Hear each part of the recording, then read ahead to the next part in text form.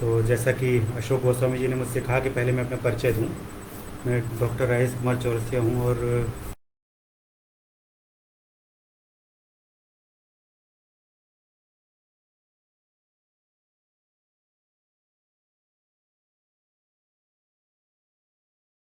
Temporary पदों पर मैं सागर विश्वविद्यालय में भी पढ़ाता रहा हूं।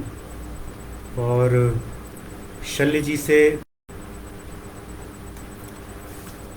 मेरा काफ़ी पुराना, मुझे बहुत ही रुचि थी शल्य जी में, केसी भट्टाचार्य में, जय कृष्णमूर्ति में। और अ, लेकिन आज मैं देखता हूँ अपने, मैं बहुत काफ़ी दिनों से शल्य जी को पढ़ रहा हूँ, लेकिन जब मैं अपने आप को आंकता हूँ तो देखता हूँ कि जैसे जैसे समय बीतता गया, मतलब जब मैं करीब करीब मुझे लग रहा था मैं एमए कर रहा था, तब मैंने पहली बार शल्य जी को पढ़ना शुरू किया था। और उसके बाद मैंने कई जगह अपने जो मेरे शोध पत्र हैं उनमें शल्य जी का कोट किया है, वहाँ पे शल्य जी को मैं लगातार पढ़ता रहा हूँ। लेकिन मैं भी देखता हूँ कि जैसे जैसे समय बीतता गया, जो शल्य जी जैसे दार्शनिक होते हैं वो कभी ऐसा ऐसा कभी नहीं होता है कि आप उनको एक दिन में हम दे थे। धीरे धीरे अपनी समझ के अनुसार, जैसे जैसे हमारी समझ प्रखर होती है, वैसे वैसे हम उसको समझते चले जाते हैं। तो इधर विगत कुछ दिनों से जब मैंने सबसे पहले कुछ दिन पहले मैं एक ज़रूर जिक्र करना चाहूँगा इस श्रृंखला के पहले, ठीक पहले जो मधुमती राजस्थान अकादमी की एक पत्रिका है साहित्यिक, वहाँ पे पूरा का पूरा अंक यशदो शल्य पे समर्पित था, वो निकला वहाँ। तो मैंने जब दोबारा पूरा यशदो शल्य का दर्शन लिखने के लिए मैंने दोबारा उस चीज़ को पढ़ा, तो मुझे लगा कि मैं तो बहुत सारी चीज़ें पहले नहीं जानता था। और जितना ज़्यादा ऐसे दार्शनिक होते हैं जो शल्य जी जैसे दार्शनिक होते हैं, आप जितना ज़्यादा उसमें डूबते हैं उतना ही ज़्यादा आपको लगता है कि पहले से बेहतर समझ शल्य जी के बारे में भी और स्वयं के बारे में भी उत्पन्न होती है। ये बात बहुत महत्वपूर्ण है कि हमको जब शल्य जी या किसी भी दर्शन को पढ़ते हैं हम लोग, चाहे वेदांत हो, चाहे सांख्य हो, चाहे वो सब हमारे बारे में है, वो सब हमारे बारे में है। तो जब हम अपने बारे में जैसा अपने आप को विकसित करते हैं, जैसे अभी आज मैं सोच रहा था कि थोड़ी सी मैं भूमिका बना लूँ, उसके बाद अपना वक्तव्य प्रारंभ करता हूँ कि शल्य जी की जैसे दार्शनिक को आज सब लोग यहाँ पे जो लोग भी सुनने के लिए इकट्ठे हो रहे हैं और जो लोग बाद में भी सुनेंगे, तो मुझे आगे की कुछ पंक्तियाँ याद आती हैं जो शायद भवंती में हैं। भवंती में है कि अगर एक उन्होंने साहित्य के लेखनकरण के लिए कही थी कि अगर आपको एक अच्छे लेखन की उम्मीद है लेखक से, तो एक लेखक को भी एक अच्छे पाठक की या श्रोता की उम्मीद करनी चाहिए। तो मैं यही समझ रहा हूँ कि हम लोग भी जो यहाँ हैं आज इकट्ठे होंगे, या जो कल भी इस वक्तव्य को मैं सुनेंगे किसी रिकॉर्डिंग के माध्यम से यूट्यूब में कहीं भी, तो वो लोग इस बात को जानेंगे कि हमें हमेशा जिस इंटेंसिटी से शल्य जी अपना दर्शन के बारे में बता रहे हैं, तो उतनी ही इंटेंसिटी श्रोता में भी होनी चाहिए, तभी हम लोग आपस में संवाद हो सकता है। कम्युनिकेशन हो रहा है, कृष्णमूर्ति कहते हैं इसको, तो वो कम्युनिकेशन हमारे बीच में मैं उम्मीद करता हूँ कि होगा आज। तो और इन्हीं पंक्तियों के साथ, संक्षिप्त परिचय के साथ मैं अपना आज का वक्तव्य प्रारंभ कर रहा हूँ। और मेरे वक्तव्य का जो शीर्षक है वह है श्री यशदेव शल्य का दर्शन। तो सबसे पहले मैंने जब इसके बारे में सुबह में विचार कर रहा था, तो मुझे लगा कि सबसे पहले हमें ये बताना चाहिए कि दर्शन क्या है, क्योंकि ये जो दर्शन शास्त्र में जो सबसे कठिन प्रश्न है वो यही है कि दर्शन क्या है। ऐसा नहीं है कि आप बहुत आसानी से कोई न्याय का पंडित बता सकता है कि न्याय दर्शन क्या है, सांख्य दर्शन क्या है ना, वेटगनस्टाइन के लिए दर्शन का क्या मतलब है, या प्लेटो के लिए दर्शन का तात्पर्य क्या है, ये बहुत आसानी से बताया जा सकता है। लेकिन एक ऐसी दर्शन की परिभाषा करना या ऐसा कोई एक ऐसी लाइन बताना कि अपने आप में पूरा दर्शन क्या है, ये बहुत ही कठिन प्रश्न है। और ना ही पश्चिम में और ना ही पूर्व में, ना ही भारत में हमने कभी भी परंपरागत रूप से इस प्रश्न को कभी नहीं पूछा है। दर्शन की परिभाषा का प्रश्न या स्वयं दर्शन क्या है, ये प्रश्न एकदम नया है। आधुनिक लोगों ने प्रश्न उठाया, पश्चिम में भी पूछा गया कि कोई ऐसा दर्शन की परिभाषा होनी चाहिए जिसमें जो परिभाषा समस्त प्रकार के दर्शनों को अपने अंदर समेट ले, समाहित कर ले। कोई एक दर्शन नहीं है ना। यहाँ भारत में सबसे पहले प्रश्न पूछा ये श्री कृष्ण भट्टाचार्य ने, उसके बाद फिर पूरा लाइन TRB मूर्ति हैं, RK त्रिपाठी हैं BHU से, उसके बाद श्री यशदेव शल्य जी हैं। तमाम जो आधुनिक दार्शनिक हैं उन्होंने सबसे पहले यही प्रश्न पूछा कि इसके पहले कि हम दर्शन का कर्म करें हमें यह पता होना चाहिए कि स्वयं दर्शन शास्त्र क्या है। तो मैं पहले आपको बता दूं कि दर्शन की परिभाषा संभव नहीं है। क्यों संभव नहीं है? कि दर्शन की हम लोग कोई भी परिभाषा हम कैसे बनाते हैं? कोई भी परिभाषा बनाने के लिए तीन चीज़, कोई भी, या तो उसका क्षेत्र निश्चित होना चाहिए, हमें क्षेत्र के बारे में परिभाषा बनती है, या तो पद्धति के बारे में बनती है, उसकी पद्धति क्या है तो परिभाषा बनती है, या कोई उसका एक उद्देश्य हो। तो दर्शन शास्त्र के साथ सबसे बड़ी मुश्किल यही है कि उसका कोई क्षेत्र निश्चित नहीं है। जो भी ज्ञान का क्षेत्र है वो सब दर्शन शास्त्र का क्षेत्र है ना। और वास्तव में तो जो दर्शन शास्त्र के विद्यार्थी हैं वो जानते ही हैं कि पहले तो दर्शन ही एक विषय हुआ करता था फिलॉसफी के रूप में। पहला विभाजन जो विषयों का हुआ वो अरिस्टोटल का जो संग्रह करने वाला एक विद्वान था जिसका नाम था शायद एड्रोनिकस नाम था उसका, उसने सबसे पहले ये विभाजन किया। वो विभाजन था कि फिजिक्स एंड मेटाफिजिक्स, ये दुनिया में जो विषयों का विभाजन, पहला विभाजन था। उसके पहले सारा का सारा ज्ञान भारत में भी और बाहर भी केवल दर्शन शास्त्र ही होता था, है ना। तो अब लेकिन इतने बड़े तो समस्या है कि इतना बड़ा अगर ज्ञान का क्षेत्र है अगर कोई, तो उसमें दर्शन की परिभाषा कैसे है ना, क्षेत्र के हिसाब से बनेगी नहीं, है ना। उसके बाद कोई एक पद्धति भी नहीं है। देखिए शल्य जी एक अलग पद्धति लेके आ रहे हैं। जो भी ओरिजिनल मौलिक दार्शनिक होता है वह अपनी पद्धति भी स्वयं लेके आता है। कांट ने, सोक्रेटिस ने, डेकार्ट ने, यहाँ पे बुद्ध ने, नागार्जुन ने, वसुबंधु ने, सबने अपनी अपनी पद्धति, है ना। कोई भी जो मौलिक अपना दार्शनिक कर्म करता है तो वो अपनी पद्धति भी देता है। तो पद्धतियाँ भी अनेक हैं, तो उस हिसाब से परिभाषा नहीं बन सकती दर्शन की। उसके बाद उद्देश्य भी सबके अलग अलग हैं। आप देख रहे हैं फिलॉसफी के, नागार्जुन का अलग उद्देश्य है, शंकर का अलग उद्देश्य है ना, प्लेटो का अलग उद्देश्य।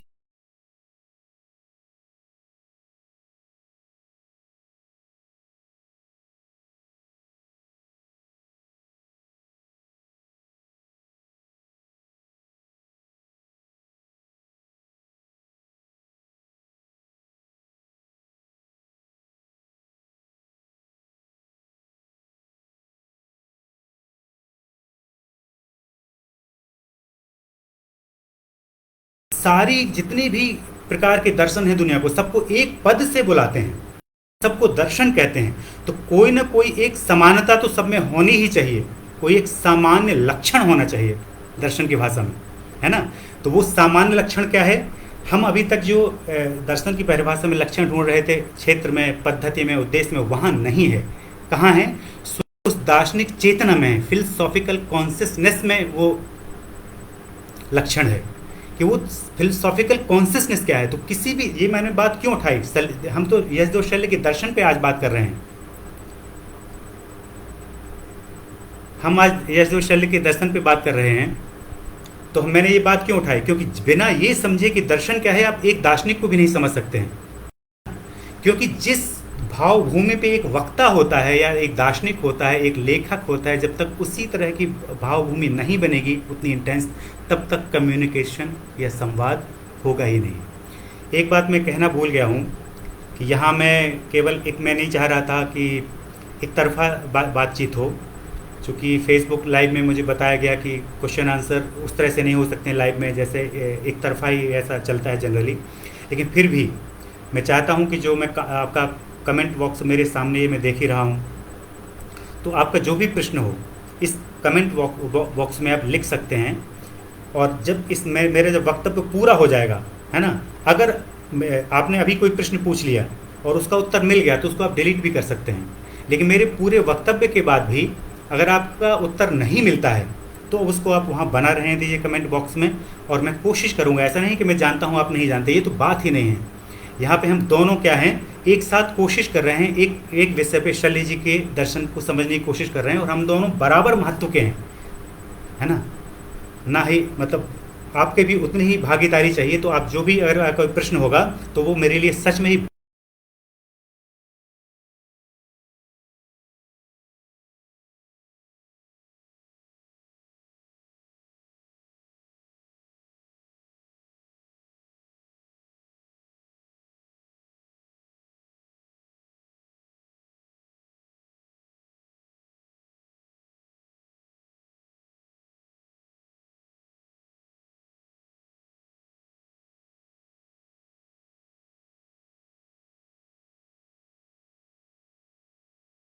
है, इसको कई लोगों ने पश्चिम में रिफ्लेक्टिव कॉन्शसनेस कहा। आगे आर के त्रिपाठी अपने लेख में लिखते हैं कि उसको क्रिएटिव अवेयरनेस नाम दिया, जो मुझे बहुत अच्छा लगा। क्रिएटिव अवेयरनेस का मतलब एक ऐसी सजगता जो आलोचनात्मक है ना, लेकिन आलोचनात्मक उस अर्थ में बिल्कुल नहीं है जिस अर्थ में हम आप होते हैं। ये समझना बहुत जरूरी है ना। अगर हमने कोई भी बात यहाँ पे आज सीख ली, जैसे जो दर्शन के विद्यार्थी हैं वो जानते होंगे कि हम लोग जब संदेह की बात करते हैं, आपकी जब डेकार्ट की संदेह पद्धति पढ़ते हैं तो वहाँ संदेह करते हैं, लेकिन वहाँ पे वो साइकोलॉजिकल डाउट नहीं होता है। यहाँ भी जो आलोचना क्रिटिसाइज किया जाता है, ये साइकोलॉजिकल नहीं होती है, ये क्या होती है, ये लॉजिकल होती है। क्योंकि हम किसी चीज़ को समझना चाहते हैं, इसीलिए हम उसके प्रश्न उठा रहे हैं। इसमें ऐसा नहीं है कि हमको प्रश्न नहीं उठाना चाहिए। गीता पे, मैं तो कहता हूँ उपनिषद पे, शल्य जी पे, जे कृष्णमूर्ति पे, या जो भी हैं, जिनको भी आप बहुत बड़ा समझते हैं, कोई बड़ा नहीं है ना, सब बराबर के हैं सारे लोग। तो आप प्रश्न लॉजिकल, लेकिन पूछिए लॉजिकल प्रश्न, है ना। तो ये जो क्रिटिकल अवेयरनेस है, जो दार्शनिक की चेतना है, इसलिए दार्शनिक की चेतना कुछ नहीं है, ना हिंदू है, ना मुसलमान है, ना पाश्चात्य है, ना भारतीय है, कुछ भी नहीं है। अगर कुछ भी हो जाएगी तो दार्शनिक की चेतना ही नहीं रहेगी, है ना। तो हम लोग जो बहुत आसानी से जब ये सब बातों को नहीं समझते तो बोल देते हैं कि पश्चिम में ऐसा है, पूर्व में ऐसा है। अरे शल्य जी, प्लेटो जब अपना दर्शन बना रहा है तो पूरे विश्व को वो संबोधित कर रहा है ना, अपनी दार्शनिक चेतना में स्थित होकर। उसी प्रकार से जब श्री यशदो शल्य अपनी बात कह रहे हैं तो पूरे विश्व दर्शन को वो संदर्भ बना के कह रहे हैं, है ना। तो वहाँ ये बात तो है ही, पश्चिम क्या, यहाँ नहीं है कि पश्चिम ठीक है कि हम ठीक हैं, ऐसी तो बात ही नहीं है। अगर हम इस तरह सोच रहे हैं तो समझो हमारा ना ही सुनना ठीक है, ना ही हमारा बोलना ठीक है, क्योंकि आप दार्शनिक चेतना के उस स्तर पे हैं ही नहीं है। अगर आप होंगे तभी आप दर्शन कर पाएंगे, जैसे यशदो शल्य कर रहे हैं। तो मैं कभी कभी सोचता हूँ, मुझे इस बात की कभी कभी काफ़ी चिंता होती है कि शल्य जैसा दर्शन, अगर जो दार्शनिक है उसको अगर सही ढंग से ना समझा जाए तो हम उसको बड़ी आसानी से कह सकते हैं कि वो भारतीय है। उस अर्थ में, संकुचित अर्थों में बिल्कुल भारतीय नहीं है। लेकिन शल्य जी स्वयं इस बात को कहते हैं कि भारतीय उस अर्थ में नहीं कि किसी भौगोलिक सीमा का है, जैसा आजकल बन गया है, किसी जोग्राफिकल कंडीशन या आपकी भौगोलिक परिस्थिति के अंदर भारतीय नहीं है। वो एक विशेष प्रकार की कॉन्शियसनेस की तक पहुँचे, और वो एकदम से नहीं पहुँचे। इसी मैं अपने इस पूरे वक्तव्य में ये बात मैं रखूँगा। वो धीरे धीरे, पहले तो पश्चिम के अनुभववाद से बहुत प्रभावित थे, वो धीरे धीरे इस कॉन्शियसनेस तक वो पहुँचे हैं, धीरे धीरे, जो भारतीय है, अपने मूल में बिल्कुल भारतीय है। सारे वक्ता सही बता रहे हैं, है ना। लेकिन भारतीय, उसकी प्रकृति ऐसी है कि वो भारतीय है चेतना की, क्योंकि उस तरह की जिस प्रकृति की, जिस तत्व की बात भारत करता है, उस तरह का तत्व प्लेटो का नहीं है, उस तरह का तत्व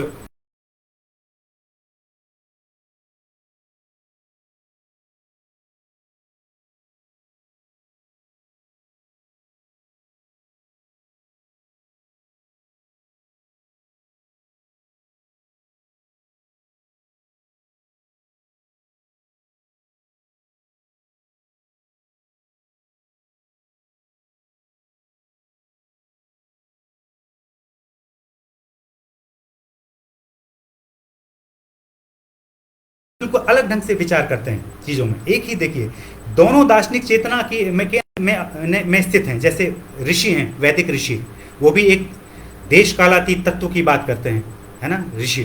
तो वो तत्व तो जब कोई देश और कालातीत तत्व हो गया तो पूरा पश्चिम कहाँ रहा। क्या हम इतना भी कभी मतलब लॉजिक या कैलकुलेशन नहीं लगा पाएंगे कि अगर कोई चीज़, अगर जो देश और कालातीत है, मतलब समय जो वो मतलब जो किस स्थान पे हो रहा है, उसके स्थान में तो रहा ही नहीं, वो देश और काल के अतीत हो गया। इसलिए तो उसकी बात हर समय में पढ़ी जाना चाहिए, है ना। तो चाहे वो ऋषि हों हमारे, चाहे बुद्ध, चाहे रमन महर्षि हों, चाहे जे कृष्णमूर्ति हों, चाहे रामकृष्ण परमहंस हों, कोई भी हों, तो ये नॉन अकादमिक दार्शनिक है। इस तरह के, सबसे पहले इस तरह का विभाजन किया था प्रोफेसर दयाकृष्ण ने, लेकिन वो अलग करते थे। मैंने थोड़ी और अपनी बुद्धि लगाई और अलग तरह से इस वर्गीकरण किया। प्रोफेसर दयाकृष्ण ने जो वर्गीकरण किया था वो भी मैं आपको बता देता हूँ। उन्होंने वर्गीकरण किया था अकादमिक दार्शनिक और प्रचलित दार्शनिक, पॉपुलर फिलोसोफर्स और एकेडमिक फिलोसोफर्स। लेकिन मुझे पॉपुलर थोड़ी ठीक ही लगा, उन्होंने अरविंद वगैरह के लिए किया था, लेकिन हम और अच्छा विभाजन मुझे लगता है कर सकते हैं। वो ये है कि अकादमिक दार्शनिक, और अकादमिक दार्शनिक जो प्लेटो है, विटगेनस्टाइन है, नागार्जुन है, शंकर है, यशोधर हैं, केसी भट्टाचार्य हैं, ये सब अकादमिक दार्शनिक हैं, ये अलग ढंग से विचार करते हैं। और आज जो केसी आपके जो जय कृष्णमूर्ति हैं, आपके जो रमन महर्षि हैं, जो रामकृष्ण परमहंस हैं, वो बिल्कुल उनका उद्देश्य भी अलग होता है और उनकी जो पद्धति है, विचार करने का तरीका है, वो बिल्कुल अलग होता है। अब जो दार्शनिक चेतना है, जब भी उसमें ऐसा नहीं कि उसमें कभी कोई हो नहीं सकता, जब भी वो तब होती क्योंकि वो शुद्ध, वो क्रिटिकल अवेयरनेस होने के पहले भी एक अच्छा शब्द और उसके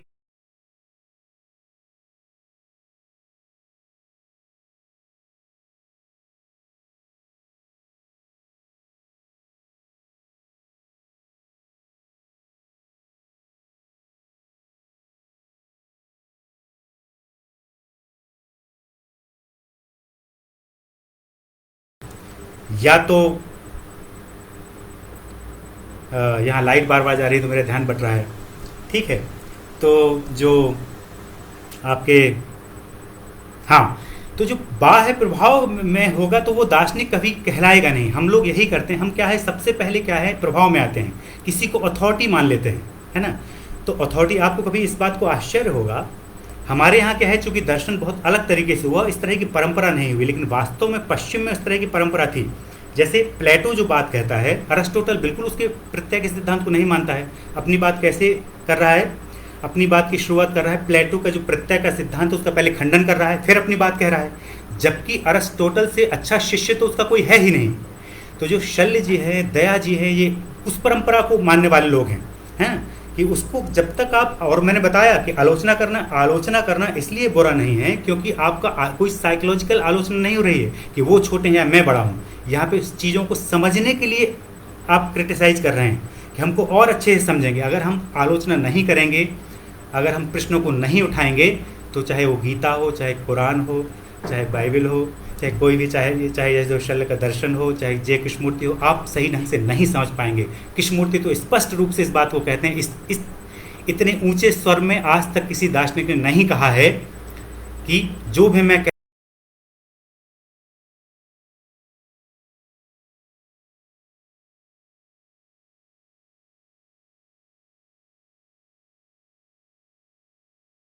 have said this, then do not believe in it। अगर मैंने, वो मजाक के मूड में कहते हैं कि अगर मैंने भी कह दिया है अगर, तो इस पे आप विश्वास बिल्कुल मत करिए, क्योंकि आप विश्वास करेंगे तो वहाँ पे क्या होगा, आपका सीखना है जो लर्निंग, आप जो करते हो चीज़ों को दोहरा सकते हैं। यही हो रहा है कि हम शल्य जी की बात करते हैं तो शल्य जी को जो को दोहरा रहे हैं। तो जो मैं इस पे मुझे फिर एक बात याद आई कि मधुमती में मैं कुछ दिन पहले बड़ा आभारी हूँ मधुमती का कि उन्होंने इतना अच्छा अंक निकाला था। मैंने पहले भी चर्चा की थी। मोबाइल डाटा से लैपटॉप को कनेक्ट कर सकते हैं।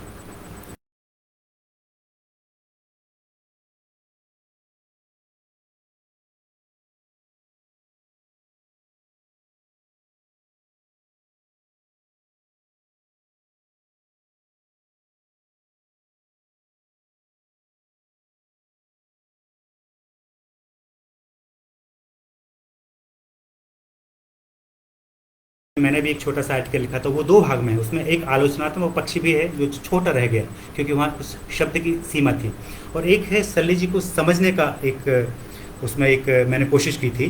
तो यहाँ पे लेकिन मैंने अपने लिए सिर्फ अभी मेरी कोशिश से छोटी सी कोशिश रहेगी, अगर मैं कुछ भी अगर बता पाया शल्य जी के बारे में, कि हम केवल और केवल यहाँ पर शल्य जी के दर्शन को समझने का प्रयास करेंगे कि वो क्या कहते हैं, और कभी मौका हुआ तो हम लोग उसके जो हम लोग क्या आगे सोच सकते हैं, क्या क्रिटिसाइज कर सकते हैं, वो हम लोग कभी बाद में चर्चा कर सकते हैं। तो उन्होंने कहा कि एक दार्शनिक चेतना ऐसी जरूर होनी चाहिए। आर के त्रिपाठी ने कहा अपने लेख में, इसको शल्य जी भी मानते हैं। दर्शन जी, उन्होंने कहा फिलोसॉफिकल कॉन्शियसनेस होती है। शल्य जी ने कहा अपने लेख में कि दर्शन का आरंभिक बिंदु जब आप उसमें प्रतिष्ठित हो जाएंगे तो उसके बाद सारी चीज़ों को देखते हैं दोबारा, और जितना आपका देखना परिष्कृत होगा उतना ही अच्छा दर्शन सामने आएगा, चाहे वो आपका कला हो, चाहे आपका मूल्य हो, चाहे आपका वो किसी भी प्रकार का सर्जन हो आदमी का, वो सब तब होता है वो कितने अच्छे से अपने इस दर्शन के प्रारंभिक बिंदु में प्रतिष्ठित है। तो देखिए दोनों एक ही बात कह रहे हैं, क्योंकि वो भी प्रारंभिक बिंदु की बात कर रहे हैं, उनकी पदावली अलग है आर के त्रिपाठी की। तो यहाँ पे मैं एक बात मुझे याद आती है कि बड़ी आसानी से क्या करते हैं कि किसी का मिस कॉल है,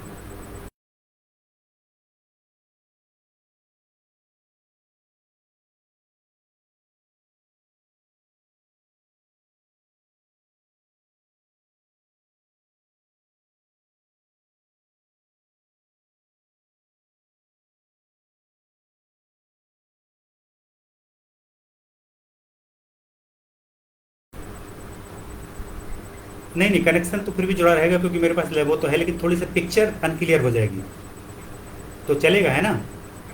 आवाज़ सही रहेगी। जी जी जी, ठीक ठीक सर। तो हाँ, तो मैं आपको ये कह रहा था कि हाँ, दोनों एक ही बात कहते हैं। आर के त्रिपाठी ने अलग शब्दों में उस बात को कहा। तो हमारा जो मन है जो सिर्फ विचार के तल पे देखता है, एक दार्शनिक की तरह नहीं देख पाता, वो क्या सोचता है, जरूर वो कहेगा कि आर के त्रिपाठी जो कि पहले के दार्शनिक है उनका प्रभाव हो रहा होगा शैली जी के ऊपर। ऐसा बिल्कुल नहीं है। जब हम लोग एक ही जब किसी चित्त की स्थित हो जाते हैं तो दो दार्शनिक भी एक जैसा सोच सकते हैं। वही बात हेराक्लाइटस सोच सकता है वहाँ कि कोई भी एक व्यक्ति एक नदी में एक अपना पैर दोबारा नहीं रख सकता है। वही बात यहाँ बुद्ध भी कह सकते हैं। ऐसा नहीं है, हम लोग क्या कोशिश कर रहे हैं इस समय, हम ये कह रहे हैं कि जरूर उसने बुद्ध को पढ़ा होगा, और वो करीब करीब समकालीन है। हेराक्लाइटस वहाँ हुआ है, वो भी केवल वही बात नहीं कह रहा है, लेकिन उसने एक उदाहरण वही दिया। जबकि मैं तो पाश्चात्य दर्शन ही पढ़ाता हूँ, मुझे पता है कि हेराक्लाइटस बिल्कुल अलग बात कह रहा है और बुद्ध बिल्कुल अलग बात कह रहे हैं अपने दर्शन में, है ना? लेकिन चूंकि उदाहरण एक साथ दिया है तो लोगों को लगता है जरूर कुछ ना कुछ कनेक्शन होगा। ऐसा नहीं है मेरी दृष्टि में, क्योंकि अगर कोई एक ही उसी तरह से ऐसा नहीं कि कोई शैली जी पे प्रभाव है आर के त्रिपाठी, है आर के त्रिपाठी पे प्रभाव है शैली जी का, क्योंकि बिल्कुल आश्चर्यजनक ढंग से जब आप उस लेख को पढ़ेंगे आर के त्रिपाठी को तो आपको लगेगा ये वाला पॉइंट तो वही है, शब्द अलग है, पदावली शैली जी के अलग है, आर के त्रिपाठी के अलग है, लेकिन बात वो क्या कह रहे हैं बिल्कुल एक जैसी कह रहे हैं। तो जहाँ से सारे भिन्न भिन्न दर्शन उत्पन्न हो रहे हैं वो दार्शनिक चेतना एक ही है, ऐसा शैली जी भी मानेंगे और ऐसा आर के त्रिपाठी भी मानेंगे अपने लेख में। ऐसा कमोवेश रूप से श्री केसी भट्टाचार्य भी मानेंगे, उनका भी लेख सबसे पहले तो उन्हीं ने लेख लिखा था कॉन्सेप्ट ऑफ फिलोसफी, है ना? तो जहाँ से ये सारे दर्शन उत्पन्न, चाहे प्लेटो हो चाहे शैली जी हो चाहे वो चेतना, अब वो चेतना एक इस अर्थ में, ये भी बताना पड़ेगा, वो चेतना एक इस अर्थ में, एक इस अर्थ में है वो कि वो एक ही काम करती है ना? कि वह क्या करती है, निषेध, किसी विचार या विश्वास का निषेध करती है और क्या करती है, और उसका परिष्कार करती है। और ये दो लक्षण दुनिया की हर फिलोसफर करता है। दुनिया का ऐसा आज तक कोई फिलोसफर नहीं हुआ है। आप ग्रीक में देख लें तो ग्रीक में आधुनिक अर्थ में फिलोसफर कहते हैं तो हम लोग पार्मेनाइडाइस को कहते हैं, है ना? तो उसने भी ये काम किया। उसने क्या किया कि पहले जो हेराक्लाइटस का सिद्धांत उसको खंडन किया, फिर अपनी बात रखी। तो उसने पहले निषेध किया, उसके बाद फिर अपना परिष्कार किया कि उसका तत्व क्या है। उसके बाद यहाँ भी देख लीजिए, चाहे नागार्जुन हो चाहे शंकर हो, शंकर में देख लीजिए, ब्रह्म सूत्र में आप देख लीजिए कि पहले सांख्य का, न्याय का, बौद्ध दर्शन के अलग अलग संप्रदायों का पहले वो खंडन करते हैं, उसके बाद अपनी बात को रखते हैं।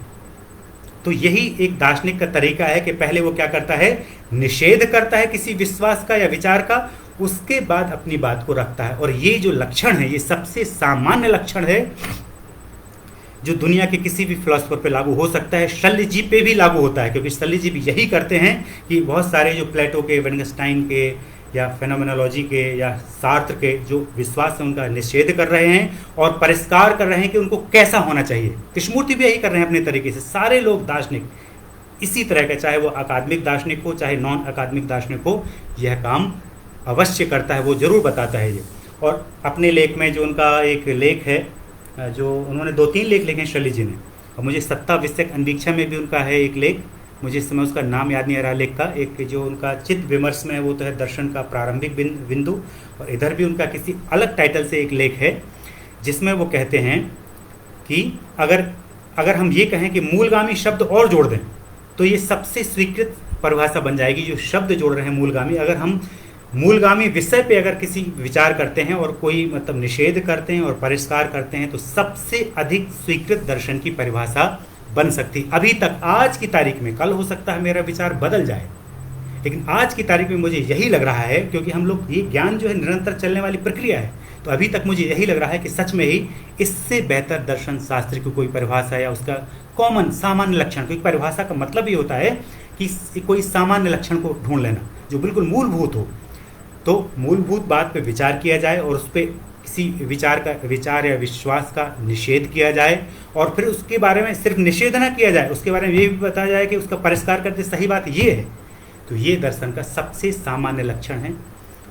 तो यहाँ तक हम लोग पहुँच गए कि ये काम दुनिया का ऐसा कोई दार्शनिक नहीं है। विटगेनस्टाइन भी यही काम करता है, यहाँ पे शैली जी भी वही काम करते हैं, प्लेटो भी यही काम करता है, और शंकर भी यही काम करते हैं। सारे दार्शनिक यही काम करते हैं। उसके बाद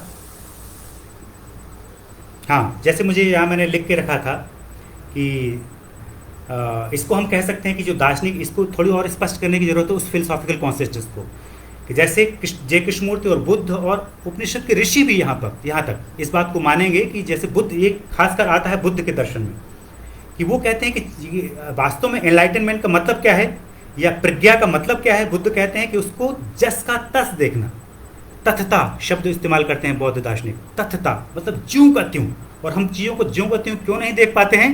क्योंकि हमारी चेतना ही सही नहीं होती है। अगर हमारी चेतना सही हो जाएगी तभी हमें चीज़ें वैसी ही दिखेंगी जैसी वो हैं, जो वस्तु जैसी है। वो पूरा सारा यही है कि हम कैसी वस्तुओं को वैसे ही देखें। हम अपने जो हमारा छोटा सा अहंकार है, जो ईगो है, उससे कैसे निकल के हम चीज़ों को वैसे ही देखें जैसी वो हैं। और सच में ही हम बहुत इन सब सुबह से लेकर आज तक मैंने जितना सीखा है वही मेरी उपलब्धि है, क्योंकि हम अक्सर भटक जाते हैं, है ना। क्योंकि हम लोग वैसे उस अर्थ में एनलाइटनमेंट नहीं है जैसे बुद्ध है। मुझे पता नहीं उस तरह की कोई चीज़ होती भी कि नहीं होती है, लेकिन लोग कहते हैं ऐसी कोई चीज़ होती है। तो हम लोग गलतियाँ करते हैं, सीखते हैं रोज़ सुबह से शाम तक। मैं देखा कि मैंने कितनी गलतियाँ की, कितने बार अपने आप को ठीक किया। तो गलती कैसे करते हैं, गलती क्यों करते हैं? क्योंकि चीज़ों को वैसी नहीं देख पाते हैं जैसी वो हैं। और जैसे वो एक बार हम उनको देख लेंगे तो जी ये भी है कि जैसी वो चीज़ें हैं हम उनको वैसा, अगर आपका कोई हिडन एजेंडा है ना, कोई अहंकारिक है जो छोटा सीमित आप लेके चल रहे हैं, फिर चीज़ों को देख रहे हैं, तो आपका देखने का पूरा दर्शन ही गलत हो गया। जैसे सुनना भी दर्शन ही है, आप सुन रहे हैं तो ये भी दर्शन है, लेकिन आपका सुनना क्यों है? क्या आप सच में ही बिल्कुल सल्ले जी को समझना चाहते हैं? अगर आपका उद्देश्य पवित्र होगा तो भी, और इसका कोई मतलब नहीं है कि कौन बोल रहा है ना, कि जैसे मैं कितना जानता हूँ या जानता हूँ या बिल्कुल नहीं जानता हूँ, है ना। अगर मैं कुछ भी बताऊँगा, अगर आप सच में ही अगर सही ढंग से सुनेंगे उस भावभूमि पे, जिस भावभूमि से मैं बोल रहा हूँ, तो एक सही कम्युनिकेशन होगा। और ज़रूरी नहीं कि फिर उन बातों को आप माने ही। अभी थोड़ी देर के लिए आपको क्या करना पड़ेगा कि उनको एक एक करके अपने दिमाग में बिठाना पड़ेगा, क्योंकि बहुत बड़ी एक शब्दों की बहुत बड़ी एक कमी है कि जो बात मैं कहना चाहता हूँ वो पूरी मेरे दिमाग के अंदर है ना, लेकिन मैं उसको कह पाऊँगा टुकड़ों टुकड़ों में, है ना। तो उनको जोड़ने वाला मन चाहिए। मैं तो स्वयं जोड़ नहीं सकता आपके मन के अंदर, आप सुनेंगे टुकड़ों टुकड़ों में, लेकिन आप अगर कहीं खो जाएंगे, कोई चीज़ सुन नहीं पाएंगे, तो सारी चीज़ों को आप नहीं जोड़ पाएंगे। तो आपकी जो समझ होगी, इसी तरह से पढ़ने में भी होता है। जब शल्य जी को पढ़ें तो शल्य जी को ही पढ़ें, केसी भट्टाचार्य को पढ़ें तो केसी भट्टाचार्य को मन के ही पढ़ें। इसी को देरिदा डबल राइटिंग कहता है। और जब उसको पूरा समझ लिया, जितना भी समझा, तब एक ऐसा गैप आएगा जिसमें उसी चीज, एक बार हमने उसको नज़दीक से वो बन के देखा, उस दार्शनिक को, जब शल्य को समझना है तो थोड़ी देर के लिए आपको बिल्कुल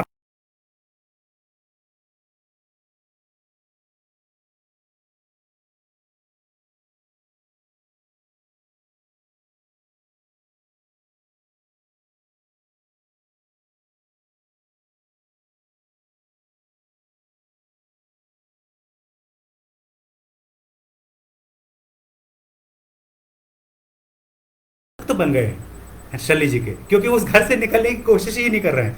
तो उसी चीज को बिल्कुल लॉजिकल, ऐसा नहीं कि मतलब इसमें कोई शल्य जी की ऐसा नहीं आलोचना है ना, या उनका कोई ऐसा कोई साइकोलॉजिकल क्रिटिसिज्म हो रहा है कि मैं बड़ा हूँ वो छोटे। ये तो ज्ञान में होता ही नहीं है। ये जो सोच रहा है वही मन, दुनियादारी वाला मन है, जो हमेशा सोचता, हमेशा उसको चिंता रहती है कि कहीं मैं छोटा ना हो वो बड़ा। तो उस वही चीज़ जब हम ज्ञान के क्षेत्र में प्रवेश करते हैं तो उसी चीज़ को यहाँ लेके आ जाते हैं और हम लोग चीज़ों को समझ नहीं पाते हैं। तो जस का तस देखना, जो जिस चीज़ जैसी है वो, ये सच में ही साधना की बात है। हर कोई ना ही दार्शनिक बन सकता है, इवन दर्शन को समझने के लिए भी उसी तरह की चेतना चाहिए। कृष्णमूर्ति ने कहा था the first and last freedom. अगर पहले ही फ्रीडम नहीं है सुनने की तो लास्ट में भी फ्रीडम नहीं होगी। अभी और यही फ्रीडम चाहिए। तो अभी अगर अभी फ्रीडम नहीं सुनने में, तो बाद में भी जो जो ज्ञान है जो मैं बताया था टुकड़ों टुकड़ों में, ये बात कितना, मैं तो कभी कभी सोचता हूँ कि जो जो मेरी शैली जी की समझ बढ़ रही है, बहुत सारी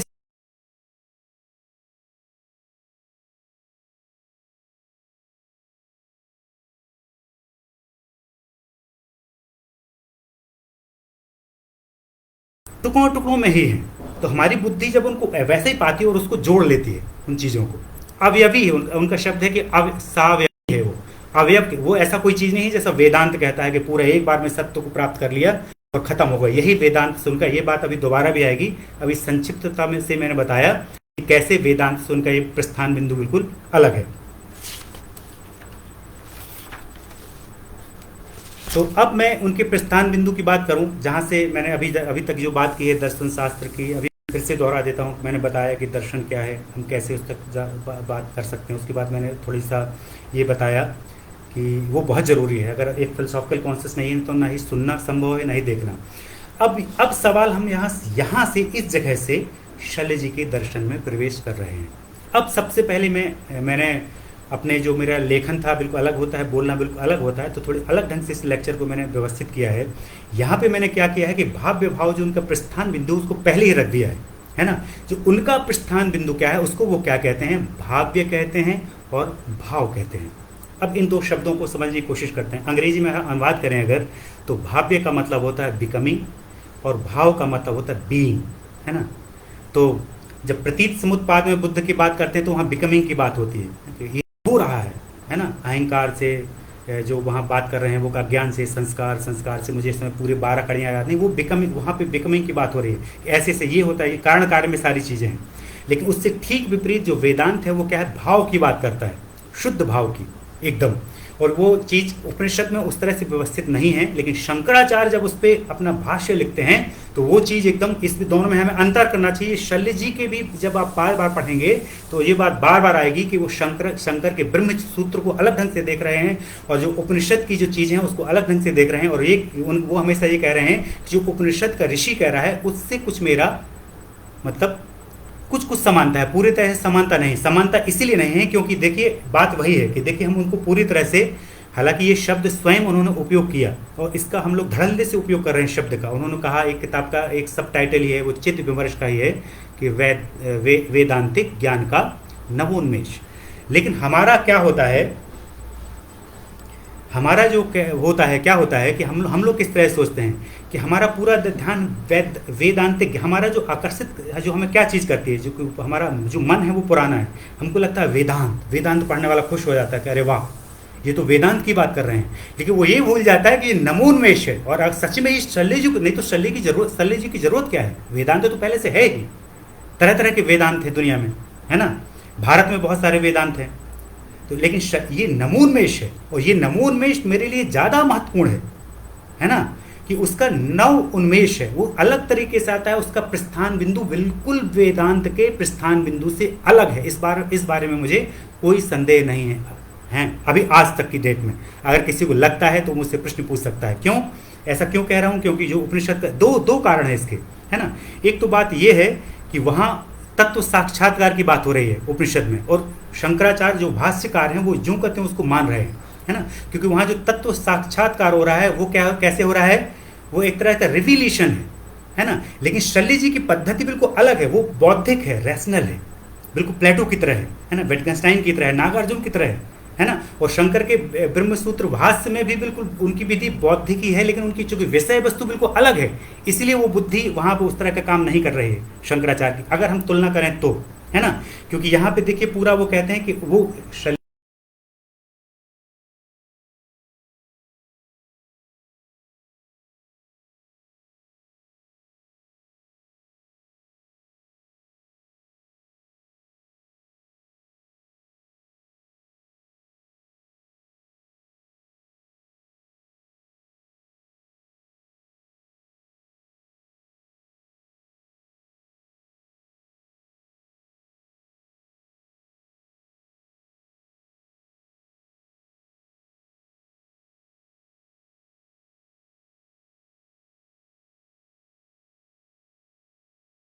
सारी जो वो हैं आपके प्रोपोजिशंस हैं, उसके तर्क वाक्य वो निरर्थक हैं, है ना।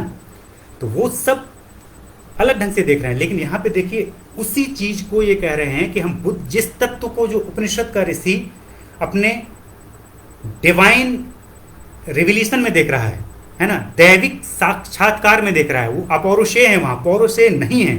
जितनी भी आपकी वेदांत की जो श्रुतियां हैं,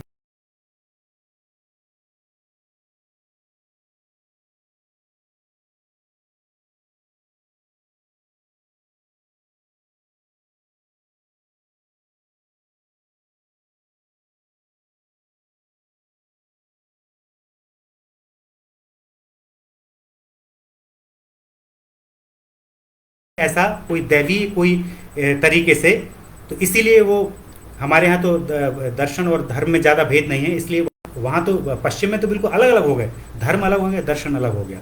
लेकिन यहाँ भी शल्य जी क्या मानते हैं कि बुद्धि से हम तत्व का साक्षात्कार कर सकते हैं। किस तत्व का साक्षात कर सकते हैं? जो कि क्या है, जिसकी प्रकृति क्या है, उसका दर्शन का प्रारंभिक बिंदु क्या है? वो ये है कि वो भाव्य है, भाव है, प्योर भाव नहीं है। वो कहते हैं कि देखिए अगर पूरा हम भाव कहेंगे तो क्या होगा कि जो मनुष्य की अपूर्णता है उसका क्या होगा, हमारा फिक्र है, हमारी चिंता है ना, हमारे पास वासना है, इच्छा है ना, हजारों ख्वाहिश है ऐसी कि हर ख्वाहिश पे दम निकले, है ना, कितनी ख्वाहिशें हैं। तो जो मनुष्य की अपूर्णता है, उसकी जो आशंकाएं हैं, उसके जो फियर है, उसकी जो एंग्जाइटी है ना, इन सब का क्या होगा अगर हम उसको शुद्ध भाव कहेंगे। इन सब की व्याख्या दर्शन में कैसे होगी, आगे हम फिर से इन सब चीज़ों को दोबारा देखेंगे, है ना। तो शुद्ध भाव कहने में ये दोष है, जैसा जो कि भाव वो देख रहे हैं कि शंकर के ब्रह्म सूत्र में ब्रह्म की अवधारणा में है, ऐसा ही शंकर वो कह रहे हैं। जय जोशल, अभी तक इस बात को किसी ने आपको इतने अच्छे ढंग से नहीं बताया है, इसीलिए आप हो सकता है इसको इस तरह से न ले पा रहे। लेकिन मैं आपको बताता हूँ अपने अध्ययन के आधार पर कि बिल्कुल यही है। क्योंकि अशुद्ध भाव कहेंगे तो मनुष्य की अपूर्णता का क्या होगा, क्योंकि हम जिस मनुष्य की बात कर रहे हैं, जिस मानवीय बुद्धि की बात कर रहे हैं, उसमें तो पूर्णता नहीं है ब्रह्म की तरह, है ना। तो इन सब का तो पूरा मनुष्य होना चाहिए। और वो कह रहे हैं अगर केवल हम अगर भाव्य कहेंगे, बिकमिंग कहेंगे, तो क्या वो सार्थ की तरह है, हाइडेगर की तरह है, क्या होगा, पश्चिम का तत्व बन जाएगा, बिकमिंग वाला तत्व बन जाएगा, जो कहेगा कि उसको क्या है कि कोई तत्व जैसी कोई चीज ही नहीं रहेगी, क्योंकि तब वो बिल्कुल अपने प्राण ही निरर्थक हो जाएगा, है ना। जैसे आपको आश्चर्य होगा कि इस तरह का शब्द केवल सार्थ ने उपयोग किया। उसने कहा अपनी फ्रीडम को क्या शब्द उपयोग किया, एंग्विज्ड फ्रीडम। हमारे सभाजीत जी हैं, प्रोफेसर सभाजीत मिश्र, उनकी पीएचडी का टाइटल था ये, या किताब तो मैंने देखी है, एंग्विज्ड फ्रीडम। ऐसी फ्रीडम जो अभिशप्त है ना। हम तो ऐसा भारत में कभी सोचते नहीं थे, ऐसा क्यों, हमने कभी ऐसा शब्द इस्तेमाल क्यों नहीं किया कि जो फ्रीडम है वो अभिशप्त है ना, एंग्विज्ड है। क्यों? क्योंकि हमारे यहाँ फ्रीडम का मतलब आनंद होता है, क्योंकि हमारा जो अस्तित्व व सत्ता एक ही है ना, वेदांत में, है ना, जो उन्होंने कहा कि जीव ही ब्रह्म है। लेकिन जो इस तरह से जीव ब्रह्म की एकता की बात वहाँ वेदांत का ऋषि कर रहा है या शंकर कर रहे हैं, उस तरह की एकता की बात शल्य जी नहीं कर रहे हैं, है ना। क्योंकि यहाँ पे वो बुद्धि से उसी चीज को समझने की कोशिश कर रहे हैं जिस चीज को एक ऋषि ने तत्व साक्षात्कार में समझा। इसीलिए हम उनको बिल्कुल सच्चे खरे अर्थों में कह सकते हैं कि वो एक आधुनिक दार्शनिक हैं शल्य जी, है ना, क्योंकि वो पूरे मनुष्य को महत्व दे रहे हैं। और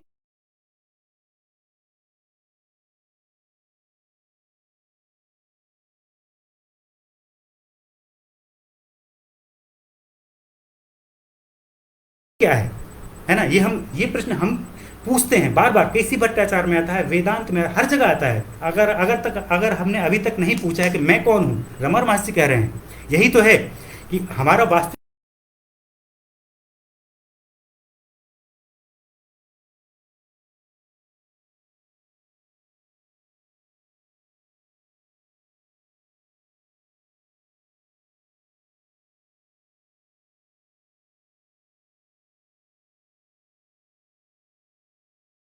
क्रमशः पहुंचे। इस बात को भी मैं अपने वक्तव्य में बाद में लाऊंगा कि क्रमशः इस चीज पे पहुंचे हैं वो। मैं एक ऐसा तत्व हूं जो भाव्य भी है और भाव भी है। कुछ भी कैसे, एक ऐसा भाव जो भाव्यता से अनुप्राणित है, या एक ऐसी भाव्यता जो भाव से अनुप्राणित है। क्योंकि अलग अलग दोनों को कर देंगे तो पूरे मनुष्य की व्याख्या दर्शन नहीं कर पाएगा। इसलिए शल्य जी ने कहा कि वो उनका प्रस्थान बिंदु क्या है, ये भाव्य भावात्मक एक तत्व जो भाव